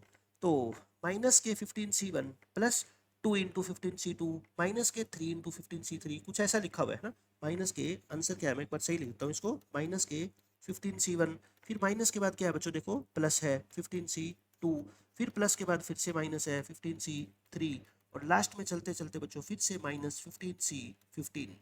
यानी कि मेरे को ऐसा लग रहा है देखने में कि यहाँ पे जो ना, जो इवन नंबर है ये 2, या 2 यहाँ पे ले लो, तो उसके आगे तो प्लस का साइन है, ओड के आगे साइन क्या है बच्चों, माइनस का। तो देखने से तो इसका आंसर 0 लिख रहा है अपने को। अभी मैंने प्रॉपर्टी सिखाई थी ना, 15C0 minus 15C1 plus 15C2 minus 15C3, इसको लास्ट तक ऐड करते जाओगे 0 आता है। बट प्रॉब्लम क्या है ना, यहाँ पे ये कोफिशिएंट भी तो बैठे हुए हैं 2 3 15, तो इनका क्या इलाज करें बच्चों, इनका इलाज आपको समझ आ रहा है, बताओ आप। इसकी फिर क्या लिखनी पड़ेगी अपने को, आप समझ गए, जनरल टर्म लिखनी पड़ेगी। क्या लिखनी पड़ेगी बच्चों, जनरल टर्म। लिख दो जनरल टर्म, क्योंकि जनरल टर्म से ही बात बनेगी, ऐसे तो हम पता नहीं लगा पा रहे। जब भी ये कुछ कोफिशिएंट वगैरह आए तो बस आप जनरल टर्म लिख दिया करो, आपका काम बन जाएगा। लिखना जनरल टर्म क्या है कि बताओ, फिर ये तो क्या है 1 है, 1 2 3 को तो बच्चों आर ही लिख दो, 1 2 3 को तो आर लिख दो, और 15C आर, क्योंकि यहाँ पे 1 है तो यहाँ पे 1, 2 है तो यहाँ 2, 3 है तो यहाँ 3। लेकिन फिर आप कहोगे सर इस माइनस की साइन की एडजस्टमेंट कैसे करें, जनरल टर्म में तो फिर सारे साइन प्लस आ जाएंगे। माइनस क्रिएट करना हो बच्चों या अल्टरनेटिव साइन क्रिएट करना हो, उसका तरीका क्या है, -1 की पावर क्या डाल दो, आर डाल दो, -1 की पावर क्या डाल दो, आर। ये इसकी जनरल टर्म होगी। तो फिर ये जो समीशन है, ये आर की वैल्यू कहाँ से कहाँ तक होगी, अब ये सोचना आपका काम है। बताओ आर की वैल्यू कहाँ से, 1 से स्टार्ट करेंगे ना, आर की वैल्यू कहाँ से लेंगे 1, और कहाँ तक जाएंगे 15 तक, 15 तक। अब देख लो, एक बार वेरीफाई कर लिया करो पहली टर्म से, आर को 1 डाल के देखो, 1 इंटू 15C1 और -1 की पावर 1 -1 होता है, मतलब बिल्कुल ठीक है। और ज़्यादा वेरिफिकेशन करनी है तो 2 डाल के देख लो, बिल्कुल सही आ रही है, ठीक है, मतलब कोई भी दिक्कत नहीं है। बस अब तो क्वेश्चन सोल्व हो गया, जनरल टर्म लिखे गई, फिर क्वेश्चन सोल्व हो गया। अब मेरा टारगेट क्या है, इस आर को बच्चों खत्म करना। इस आर को कैसे खत्म करोगे बोलो, अब तो ये आपके ये बच्चों का काम हो गया।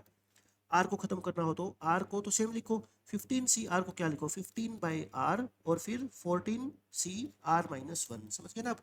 ये आर से आर कट गया तो 15 तो बच्चों आ गया बाहर, और अंदर क्या बच गया, आर की वैल्यू 1 से लेके 15 और 14C r-1 और -1 की पावर आर। कर दे सोल्व अब तो बच्चों ये सोल्व हो ही जाएगा ना। अब बोलो क्या आएगा, पहले आर को 1 पुट करोगे तो 14C0, और फिर आर को 1 पुट करोगे, अच्छा ये नेगेटिव आएगा, 2 पुट करोगे तो फिर बच्चों पॉजिटिव आएगा, लेकिन 14C1 फिर नेगेटिव आएगा 14C2, फिर पॉजिटिव आएगा 14C3, ऐसे और चलते चलते लास्ट में r को 15 डालोगे तो 14c14, लेकिन साइन क्या आएगा, नेगेटिव आएगा ना, 14c14। अब आपको पता है बच्चों, ये देखो 0 से स्टार्ट हुआ था 14 तक गया, और साइन ऑल्टरनेटिव है, साइन क्या है बच्चों, ऑल्टरनेटिव है, तो इस अंदर वाली टर्म की वैल्यू 0 होगी। ये तो आपको मैंने अभी बताया था ना, ठीक है। आप कहोगे सर वहां पे तो आपने 14c0 के आगे प्लस का साइन लिया था, इसके आगे माइनस का। भाई इतने छोटे बच्चों वाले क्वेश्चन क्यों पूछ रहे हो, इस पूरे में से माइनस कॉमन ले लो, पूरे में से माइनस कॉमन ले लोगे तो ये सारे साइन बदल नहीं जाएंगे, तो फिर उसका आंसर तो क्या आना है, 0 आना है। तो इसका आंसर दिखने में 0 लग रहा था, बट मैंने वेरीफाई करके बता दिया कि दिखने में जो चीज 0 लग रही थी उसको लेके कैसे आए, जनरल टर्म के फॉर्मूले से वो 0 आ जाएगा। अब ये क्वेश्चन देखो, एक क्वेश्चन के अंदर बच्चों जो दो चीजें मैंने पीछे सिखाई है ना, वो दोनों चीजें मिक्स कर दी, लेकिन पेपर के अंदर भी बच्चों आपको ये दिखाई देनी चाहिए। देखो मेरे को जैसे ही ये क्वेश्चन दिखाई देगा ना, मुझे ये दिखता है कि ये चीज तो एक जैसी है ना, और ये मेरे को निकालनी आती है, और ये चीज बच्चों एक जैसी है, तो बस तभी अगर दिखेगी बच्चों, तभी तो आप इनको अलग अलग करने की सोचोगे ना। नहीं तो आप यूँ सोचोगे कि इतनी बड़ी सीरीज एक लिख रखी है, उनका सम निकालना है, तो फिर बच्चों आप कभी भी नहीं निकाल पाओगे, क्योंकि जनरल टर्म इनकी और इनकी मिक्स करके लिखना चाहोगे तो कभी आएगी नहीं। इसका आंसर याद है आपको, 2 की पावर 14 का हाफ किया था पहले, और उसमें 14c13 गायब था, मतलब 14 गायब था, तो इसका आंसर तो आ गया 2 की पावर 13 माइनस 14, और इसका आंसर क्या है बच्चों, 0। तो फाइनल आंसर क्या आ गया, इन दोनों का समीशन, ये रहा देखो दोनों का समीशन।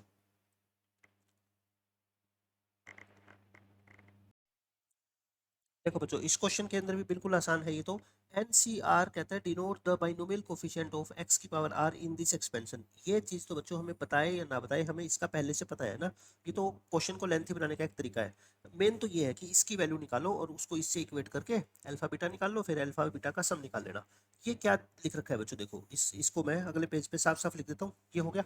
इसको पहले लेफ्ट हैंड साइड को सोल्व करते हैं, है ना, ये तो बाद में इक्वेट करने वाली बात है, कंपेयर करके निकाल ही लेंगे। ये देखो ऐसे लिख दो ना इसको सिंप्लीफाई करके, 2 का स्क्वायर तो कंफ्यूज कर रखा है आपको, वैसे ही 2 का स्क्वायर क्या होता है बच्चों, 4 होता है, और ये 3 के, और बस अब तो क्या कर दो, सेपरेट कर दो इसको।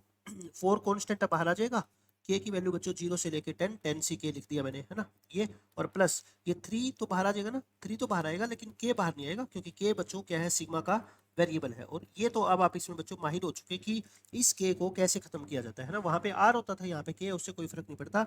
अच्छा ये तो बताओ, इसको तो सीधा 2 की पावर 10 लिख दूं क्या, और ये अब आप समझ ही गए कि के और ये 10 ck को बच्चों क्या लिखोगे आप, 10/k, और फिर 9 ck-1, और इसके आगे क्या लगा दो बच्चों, समीशन लगा दो, तो 4 इंटू 2 की पावर 10 प्लस 3 10 जा 30, और ये के से के कट गया है ना, और के की वैल्यू 0 से लेके 10, और ये 9 ck-1, और ये भी बच्चों आई थिंक अब आपको पता ही है कि इसको क्या लिखा जाता है, इसको क्या लिखा जाता है बताओ, 2 की पावर 9 लिखा जाता है ना, चेक करके देख लो।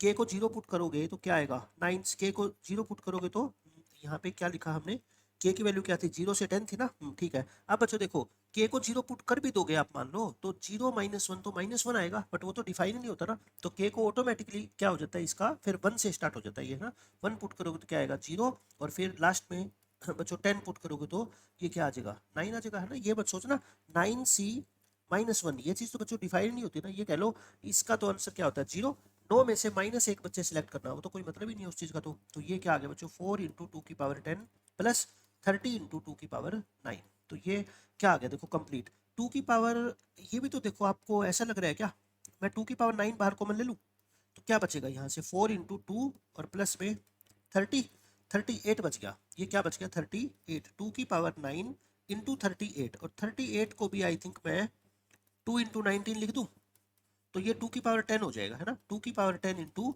19 आ गया, ये सही है। तो इसका आंसर बच्चों हमने सिंप्लीफाई करके क्या लिख दिया, 2 की पावर 10 इंटू 19, और इन्होंने क्या लिख रखा है, ध्यान से देखो बच्चों, इन्होंने ये लिख रखा है इसको, तो बताओ 2 की पावर 10 का कोफिशिएंट क्या है, बीटा, तो बीटा की वैल्यू तो बच्चों 19 आ गई, लेकिन एक बच्चे ने कहा सर 3 की पावर भी आनी चाहिए कुछ ना कुछ यहाँ पे, बट 3 की पावर तो आई नहीं, तो क्या हो गया बच्चों, इसका कोफिशिएंट क्या हो जाएगा 0, यानी कि अल्फा की वैल्यू क्या हो जाएगी 0, आ सकती है अल्फा की वैल्यू 0, तो इसको मैं ऐसे लिख दूं 0 इंटू 3 की पावर 10। बताओ अब आपको दिखने लग गया कि इसमें 3 की पावर 10 भी मौजूद है, 2 की पावर 10, तो अल्फा 0 आ गया, तो अल्फा प्लस बीटा की वैल्यू कितनी आएगी बच्चों 19, 19 ही इस क्वेश्चन का आंसर है। तो क्वेश्चन बिल्कुल आसान था, कोई नई बात इसमें थी नहीं, अल्फा प्लस बीटा निकालना था। अब बच्चों जो सबसे इंपॉर्टेंट इसके अंदर कॉन्सेप्ट आता है बाइनोमियल कोफिशिएंट में, ये बिल्कुल आसान है, सबसे इंपॉर्टेंट सबसे आसान है, ये सीख लिया ना, मतलब आप यूं मान लो ये कॉन्सेप्ट बच्चों पीछे वाले कॉन्सेप्ट के अंदर भी आपकी हेल्प करेगा। When coefficients of binomial coefficient, ये बाइनोमियल कोफिशिएंट क्या होते हैं समझते हो ना, NC0 NC1 NC2 ये वाले, इनके बच्चों जो कोफिशिएंट होते हैं खुद के कोफिशिएंट, जैसे मान लो कई बार आता है ना कि NC0 के साथ 1 में 1 मल्टीप्लाई है, NC2 के साथ इसके 1 के साथ बच्चों क्या है, मान लो 2 है, और NC2 के साथ मान लो 3 है, ये कुछ भी हो गए, ये खुद जो कोफिशिएंट है ना बच्चों, ये वाले कोफिशिएंट ये किस में हो, AP में हो। मतलब कि बाइनोमियल कोफिशिएंट के भी जो कोफिशिएंट होते हैं बच्चों वो AP में, देखो मैंने लिख के दिखा दिया ताकि आपको समझ आए। बाइनोमियल कोफिशिएंट होते हैं NC0, NC1, NC2 up to NCN। इनके जो खुद के कोफिशिएंट है बच्चों, ये A plus D, A plus 2D, ये भी किस में है, देखो AP में है, ठीक है। तो इसका याद करने का बच्चों कोई तरीका नहीं है, याद मत करना, बिल्कुल आसान तरीका बता देता हूँ। देखो जो गिवन टर्म है ना, गिवन जो सम है उसको S मान लेना, और आप इस AP की सारी टर्म को रिवर्स करके लिख देना। रिवर्स मतलब ये जो सबसे लास्ट में है इसको इसके साथ कर देना, है ना, इससे सेकंड लास्ट है उसको इसके साथ कर देना, मतलब इसका ऑर्डर बदल देना। ऑर्डर बदल के, और कभी 20C3 को तो आपको पता ही है, फिर 20C17, 20C5 को 20C15, इस फॉर्मूले का यूज करके लिखना है। एक क्वेश्चन सिर्फ मेरे को अगले 5 मिनट आप दे दो, एक क्वेश्चन से आपको पता लग जाएगा कि इसका बच्चों कॉन्सेप्ट क्या है। और देखना फिर पीछे वाले क्वेश्चन के अंदर भी आप कहीं पे भी अगर ये लगता है ना, जब कोफिशिएंट ऑफ बाइनोमियल कोफिशिएंट्स क्या हो, AP में हो, तो लगा देना, आपका 100% आंसर सही आएगा। और मैं आपको करके भी दिखाऊंगा वो वाले क्वेश्चन। अब देखो बच्चों ये क्वेश्चन है, जैसे अभी तक इस तरह के क्वेश्चन आपने नहीं पढ़े, है ना।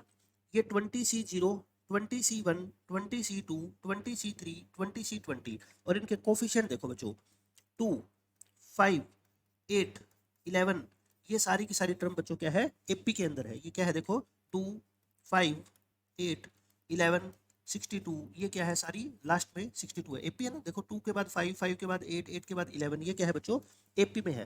तो इसका बेसिक तरीका तो है कि जनरल टर्म लिख के बच्चों, वो मेथड तो है ही है, जनरल टर्म वाला मेथड तो कभी फेल नहीं होगा, ठीक है। बट इसका मैं सीधा शॉर्टकट बताता हूँ आपको। पहले इसको क्या मान लो, S मान लो। S किसको मान लोगे, 2 into 20C0 plus 5 into 20C1 plus 8 into 20C2 और प्लस 11 तो लिखो ही मत, बस लास्ट की टर्म लिख दो। कितनी है बच्चों, 62 इंटू 20C20। इसको S मान के और फर्स्ट इक्वेशन नाम दे दो। जब भी बच्चों बाइनोमियल कोफिशिएंट के कोफिशिएंट AP में हो, तो जो तरीका मैं अब सिखा रहा हूँ ये हर क्वेश्चन में ये यूज होगा, ठीक है। पहले क्या है, गिवन जो भी आपको पूरा ये सम दे रखा है इसको S मान लो, S for sum, first equation नाम दे दो। अब बच्चों इस S की टर्म को रिवर्स ऑर्डर में लिख दो। मतलब मैं ये कह रहा हूँ, ये जो लास्ट वाली टर्म है ना, इसको क्या लिख दो पहले। अच्छा मेरे को ये बताओगे, एक टर्म और लिख लेते हैं। 62 से पहले क्या आएगा, ये ऐसे कितना कितना बढ़ रहा है, 3 3 बढ़ रहा है ना, तो वापस आओगे तो 3 3 घटेगा, तो 62 से पहले 59 आएगा क्या, और 20C20 से पहले 20C19 आएगा, ऐसे, ठीक है। अब मैं कह रहा हूँ बच्चों इसको रिवर्स ऑर्डर में लिख दो। मतलब क्या, ये जो सबसे लास्ट में टर्म है ना बच्चों, इसको सबसे शुरू में लिख दो। मतलब 62 इंटू 20C20, इससे पहले क्या है 59। बस एक पहली पहली लिखनी है आपको, लेकिन ये तो दूसरी मैं लिख के दिखा रहा हूँ आपको, सिर्फ आपको लिखनी नहीं पेपर के अंदर। 20C19, ऐसे सिर्फ आपको बच्चों क्या लिखनी है, पहली पहली लिखनी है, उसके बाद आपको कुछ लिखने की जरूरत नहीं पड़ेगी।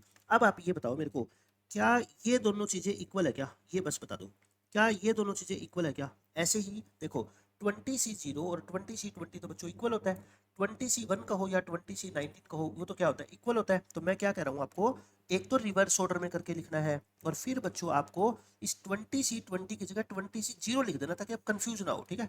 लिखो या ना लिखो, लेकिन लिखने से क्या ना आपको दिमाग में कंफ्यूजन नहीं होगी कि ये वाली टर्म को मैं 20C1 ऐसे चलता रहेगा। अब बच्चों दोनों इक्वेशन को क्या कर दो, ऐड कर दो।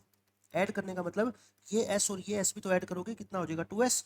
अब यहाँ से जैसे ही बच्चों आप ऐड करोगे ना, तो देखो मजे वाली बात क्या है पता है, इसको बीच वाले को भूल जाओ, इस जो बीच वाली ये है ना बच्चों, इसको छोड़ दो, क्योंकि ये तो मैंने हेल्प के लिए लिखी है, इसको आगे मैंने सिंप्लीफाई करके यहाँ लिख दिया है ना। इन दोनों को मैं ऐड कर रहा हूँ। अब आप ध्यान से देखो, इसमें ये 20C0 और 20C0 दोनों सेम है। तो बच्चों एक बात बताओ, ऊपर 2 इंटू 20C0 है, नीचे 2 इंटू नीचे 62 इंटू 20C0 है।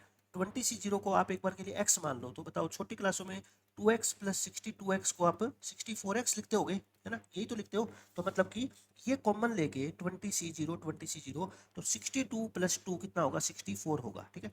ऐसे ही बताओ 5 प्लस 59, ये भी कितना होगा, 64 होगा। तो इसमें मजे की बात यही है बच्चों, ये सारे 64 आएंगे सभी टर्म के कोफिशिएंट, और वो 64 क्या आ जाएगा, कॉमन। तो साथ में क्या बचेगा फिर बताओ, 20C0 यहाँ से, 20C1 यहाँ से, और अब आप तो समझ गए 20C2 आगे बचेगा, फिर आगे चलता रहेगा। तो 64 इंटू, और ये पूरी सीरीज तो बच्चों क्या होती है, 2 की पावर 20 होती है ना। तो 2s की वैल्यू कितनी आ गई बच्चों, 2 की पावर 20 इंटू दिस। तो 2 से 2 काट दो, 2 से 2 काटोगे तो s कितना आ गया बताओ, 32 इंटू 2 की पावर 20। और 32 तो खुद क्या होता है, 2 की पावर 5 होता है ना।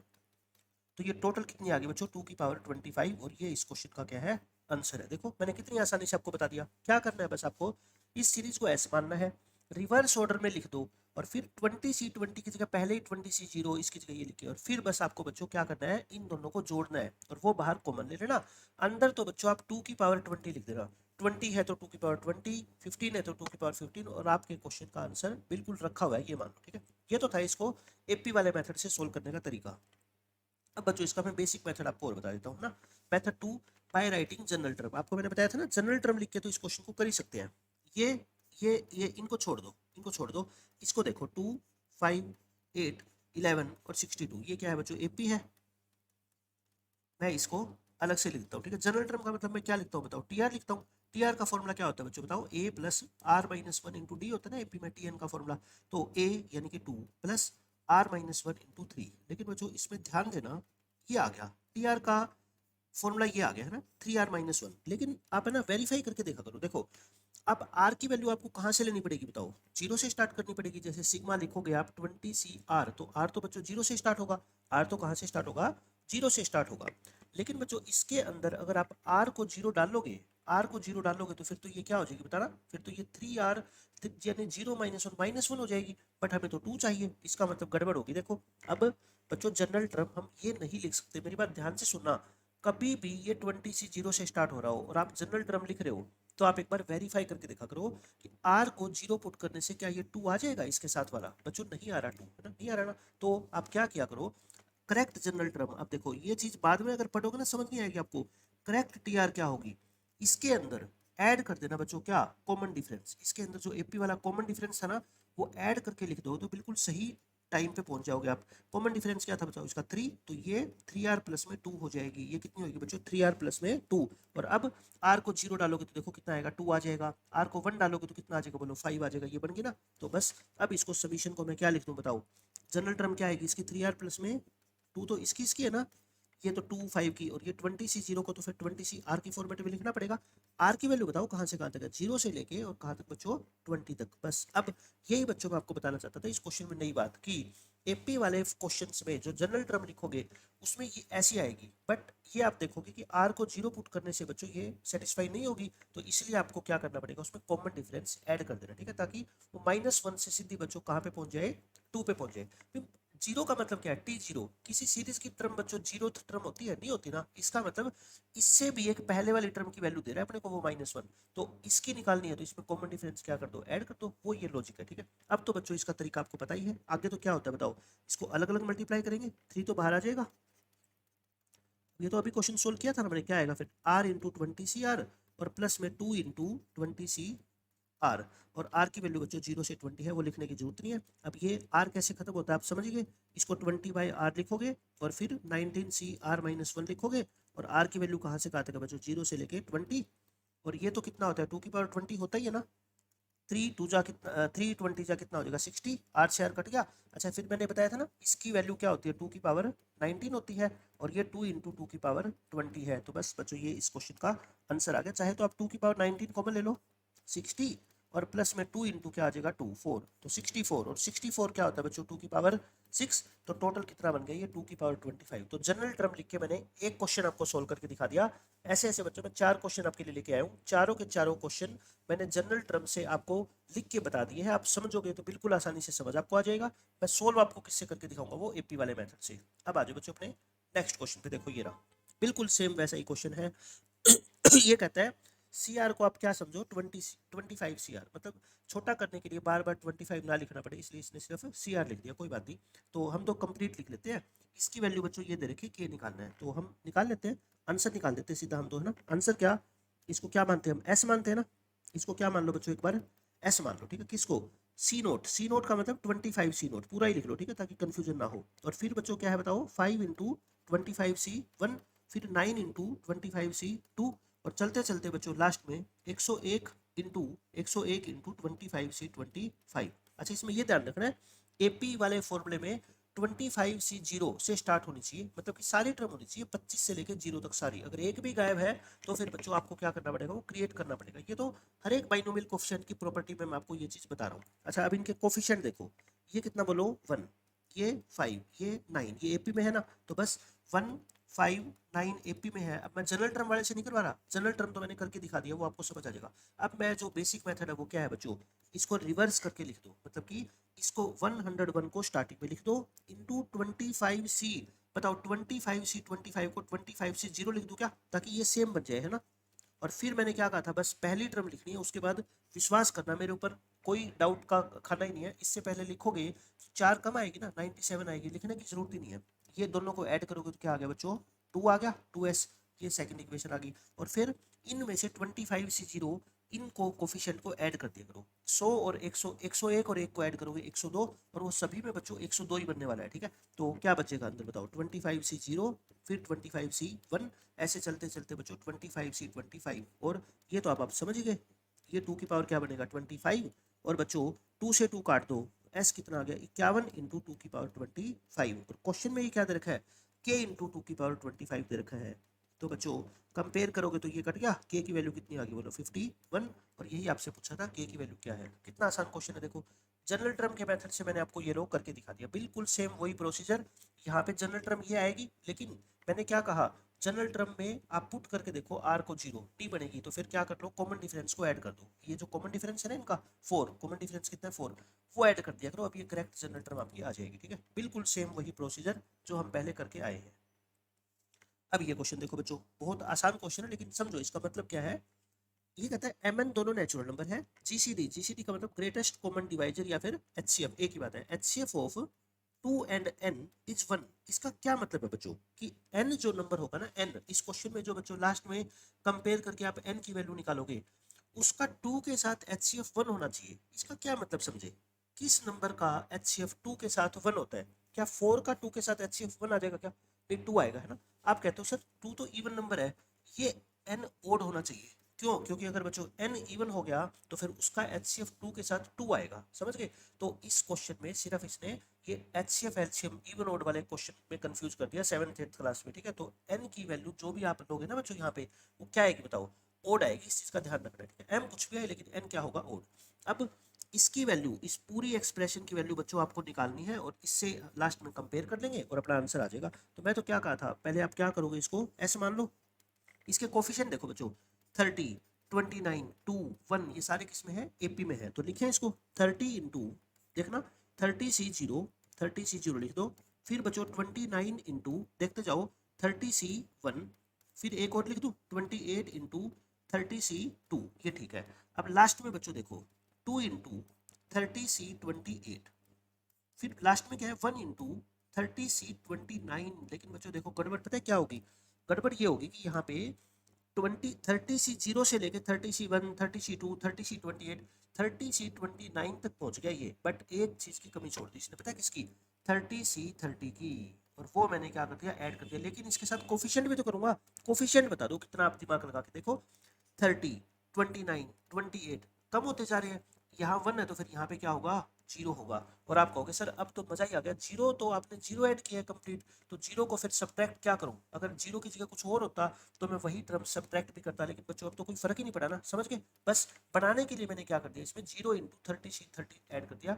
ध्यान रखना बच्चों 0 से स्टार्ट होके ये और 30C30 तक ही पहुंचने चाहिए, कुछ भी हो आपको पहुंचाना ही पहुंचाना है, ठीक है। ये क्या आ गई फर्स्ट इक्वेशन। अब तो आपको पता लग ही गया क्या होता है, बताओ एपी का फॉर्मेट रिवर्स ऑर्डर करके लिखो। मतलब ये 0 है तो ये 0 पहले लिखो, और ये 30C30 को यहाँ लिख दो, समझ गए। और फिर इस 1 को यहाँ लिखो, और 30C29। वैसे तो आपको रूल के हिसाब से तो क्या करना चाहिए था, चेंज करना चाहिए था, नहीं कोई बात नहीं, मैं चेंज बाद में कर दूंगा, ठीक है।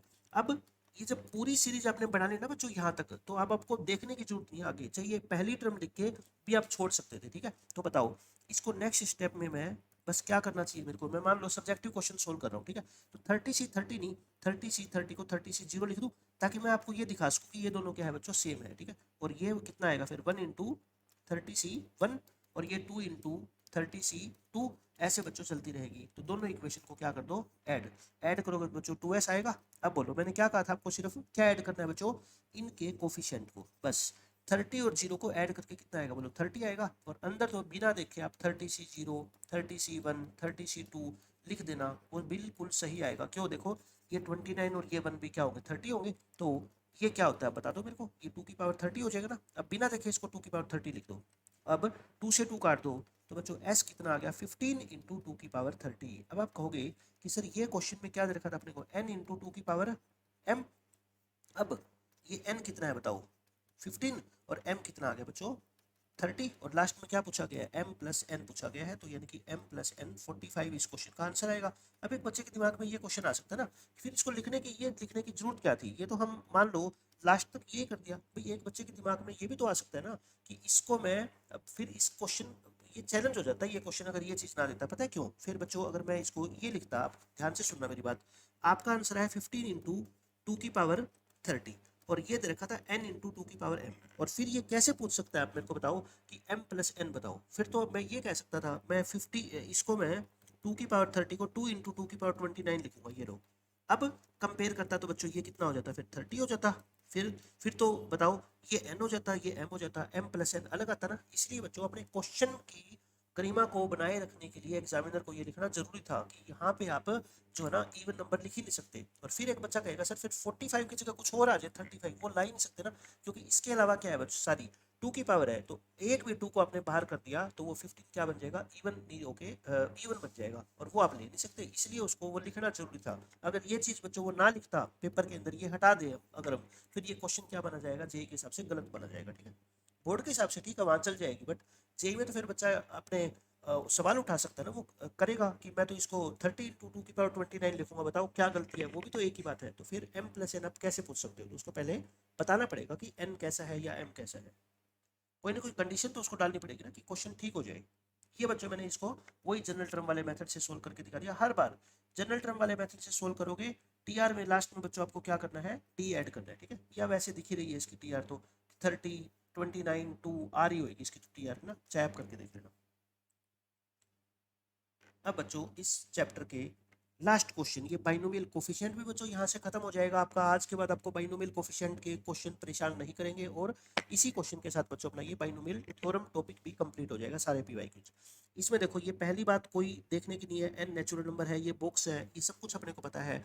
If the sum of n plus one terms of this series, देखो ये कौन सी टर्म है, एक NC0, 3 into NC1, 5 into NC2, 7 into NC3, इनकी कहता है n प्लस वन टर्म का जो सम है ना वो इसके इक्वल है। भाई ये सम दे रखा है, मैं इसकी तो बाद में बात करेंगे, पहले तो अपन निकाल लेते हैं इसको। क्या मान लो, s मान लो, है ना, सम को क्या मान लो, s।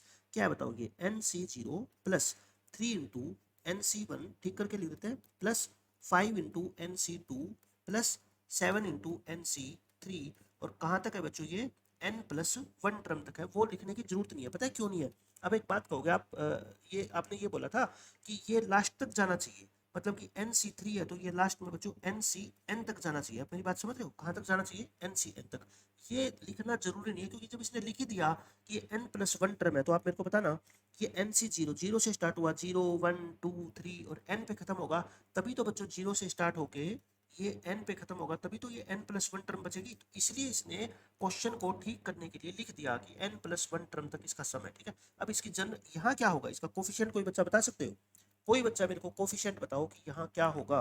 ये देखो ये क्या लिखा हुआ है इसके साथ, 1 1 3 5। अब एक बच्चे ने कहा कि सर 1 3 5 ये ओड नंबर होते हैं, और ओड नंबर की जो लास्ट टर्म अपने को पता है 2n माइनस वन होती है। बच्चों ऐसी गलती मत किया करो, वो 2n माइनस वन पता है nth टर्म होती है। वो कौन सी टर्म होती है, nth टर्म। बट इस सीरीज के अंदर ये 1 पहली टर्म है, 2 दूसरी टर्म है, ये 3 है, और total n plus one term है, तो 1 3 5। और इस तरह से इसकी बच्चों क्या निकालनी पड़ेगी आपको, nth नहीं, ये लास्ट वाली है, तो ये tn प्लस वन हो जाएगी ना बच्चों। tn प्लस वन क्या होता है, a plus n into D, तो वो क्या होगी 2n प्लस वन हो जाएगी, समझ गए। तो वो अगले मेथड में, जो मैंने दूसरा मेथड बताया ना आपको, देखो ये वाला मैं दिखा देता हूँ पहले आपको, जनरल टर्म मानने वाला। तो इसके अंदर टी आर प्लस वन क्या होगी बच्चों, आपकी टी आर क्या हो जाएगी 2r प्लस वन। नहीं तो फिर बच्चा क्या करेगा, वो 1 3 5 के हिसाब से लिखेगा तो 2r माइनस वन, लेकिन फिर वही इसके साथ वो एडजस्ट नहीं बैठेगी, फिर उसमें क्या करना पड़ेगा, कॉमन डिफरेंस को ऐड करना पड़ेगा, वही पहुंच जाएगा ना 2r प्लस वन। लेकिन कुछ चीज़ों की जनरल टर्म बच्चों आपको डायरेक्ट दिख जानी चाहिए, ताकि वो फॉर्मूले से बिना ही हम उस क्वेश्चन का आंसर निकाल दें। ठीक है, ये आ गई। अच्छा, इसके अंदर तो बच्चों आपको जनरल ये लिखने की जरूरत नहीं थी, इसमें इसकी जरूरत नहीं है, क्योंकि ये तो एपी वाले में तो अपने को यूज ही नहीं करना ना इसका, उसमें तो बस एक ही तरीका है कि रिवर्स कर लो। ठीक है, लेकिन लेकिन यूज भी करनी पड़ेगी, क्योंकि इसका कोफिशिएंट तो पता लगाना पड़ेगा ना, तभी तो इन दोनों को हम ऐड करेंगे। अब बताओ क्या करते हैं, इस लास्ट वाली टर्म को बस मैंने क्या कहा था आपको, पहले लिख दिया करो, और यहाँ पे NCN लिखो या इस NCN को बच्चों NC0 लिखो, उससे कोई फर्क नहीं पड़ता और आगे आपको लिखने की जरूरत ही नहीं है, टाइम वेस्ट मत करो, ठीक है। अब दोनों को क्या करो, ऐड करो 2s। अब बताओ, अब देखो छोटी सी बात की गलती हो सकती है, इन दोनों का मैंने क्या कहा था, इन दोनों कोफिशिएंट को हमेशा क्या करना है बच्चों, ऐड करना है, तो ऐड करके सही से लिखो। 2n+1 में 1 ऐड करोगे तो 2n+2 हो जाएगा, क्या बताओ, है ना, बस यही। और बाकी तो फिर चलता रहेगा, NC0 NC1 NC2 और ये लास्ट तक बच्चों NCN तक भेज दो इसको। ये क्या हो गया बोलो, 2 कॉमन ले लो, n+1 और ये क्या हो गया 2 की पावर n, 2s, s से s, ये 2 से 2 काट दो, तो सम की वैल्यू क्या आ गई, n+1 इंटू 2 की पावर n, और ये वैल्यू बच्चों क्वेश्चन में अपने को 2 की पावर 100 इंटू 101 दे रखी है। तो क्वेश्चन के अकॉर्डिंग ये जो अपना है ना n+1 इंटू 2 की पावर n, ये दे रखा है 2 की पावर 100 इंटू 101, तो कंपेयर कर लो ना, किसी को कंपेयर कर लो, एक आंसर आएगा। 2 की पावर को कंपेयर करोगे n क्या आएगा 100, और इसमें भी देखो सेटिस्फाई कर रहा है, n को 100 पुट करोगे तो n+1 कितना आ जाएगा 101 आ जाएगा, एक ही बात है। n की वैल्यू क्या आ गई 100, बट आपसे n नहीं पूछा, आगे भी देखो आपको कंफ्यूज करेगा। इसका आंसर बताओ, ये बॉक्स है, ये बॉक्स का सिंबल है ना, तो अपना फाइनल आंसर क्या है,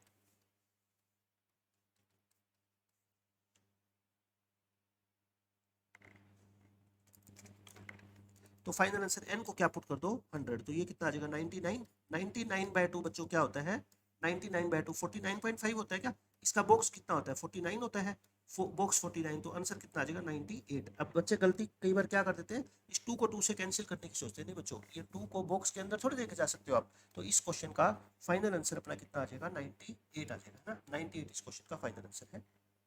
और बाकी मैंने आपको बेसिक मेथड से देखो TR+1 मान के ये सोल्व करके दिखाई दिया, ये सारा आपको PDF के अंदर सॉल्यूशन इसका मिल जाएगा। यहाँ से भी n अपना कितना आएगा 100, और आगे आपको इसको सोल्व करना आता ही है ना।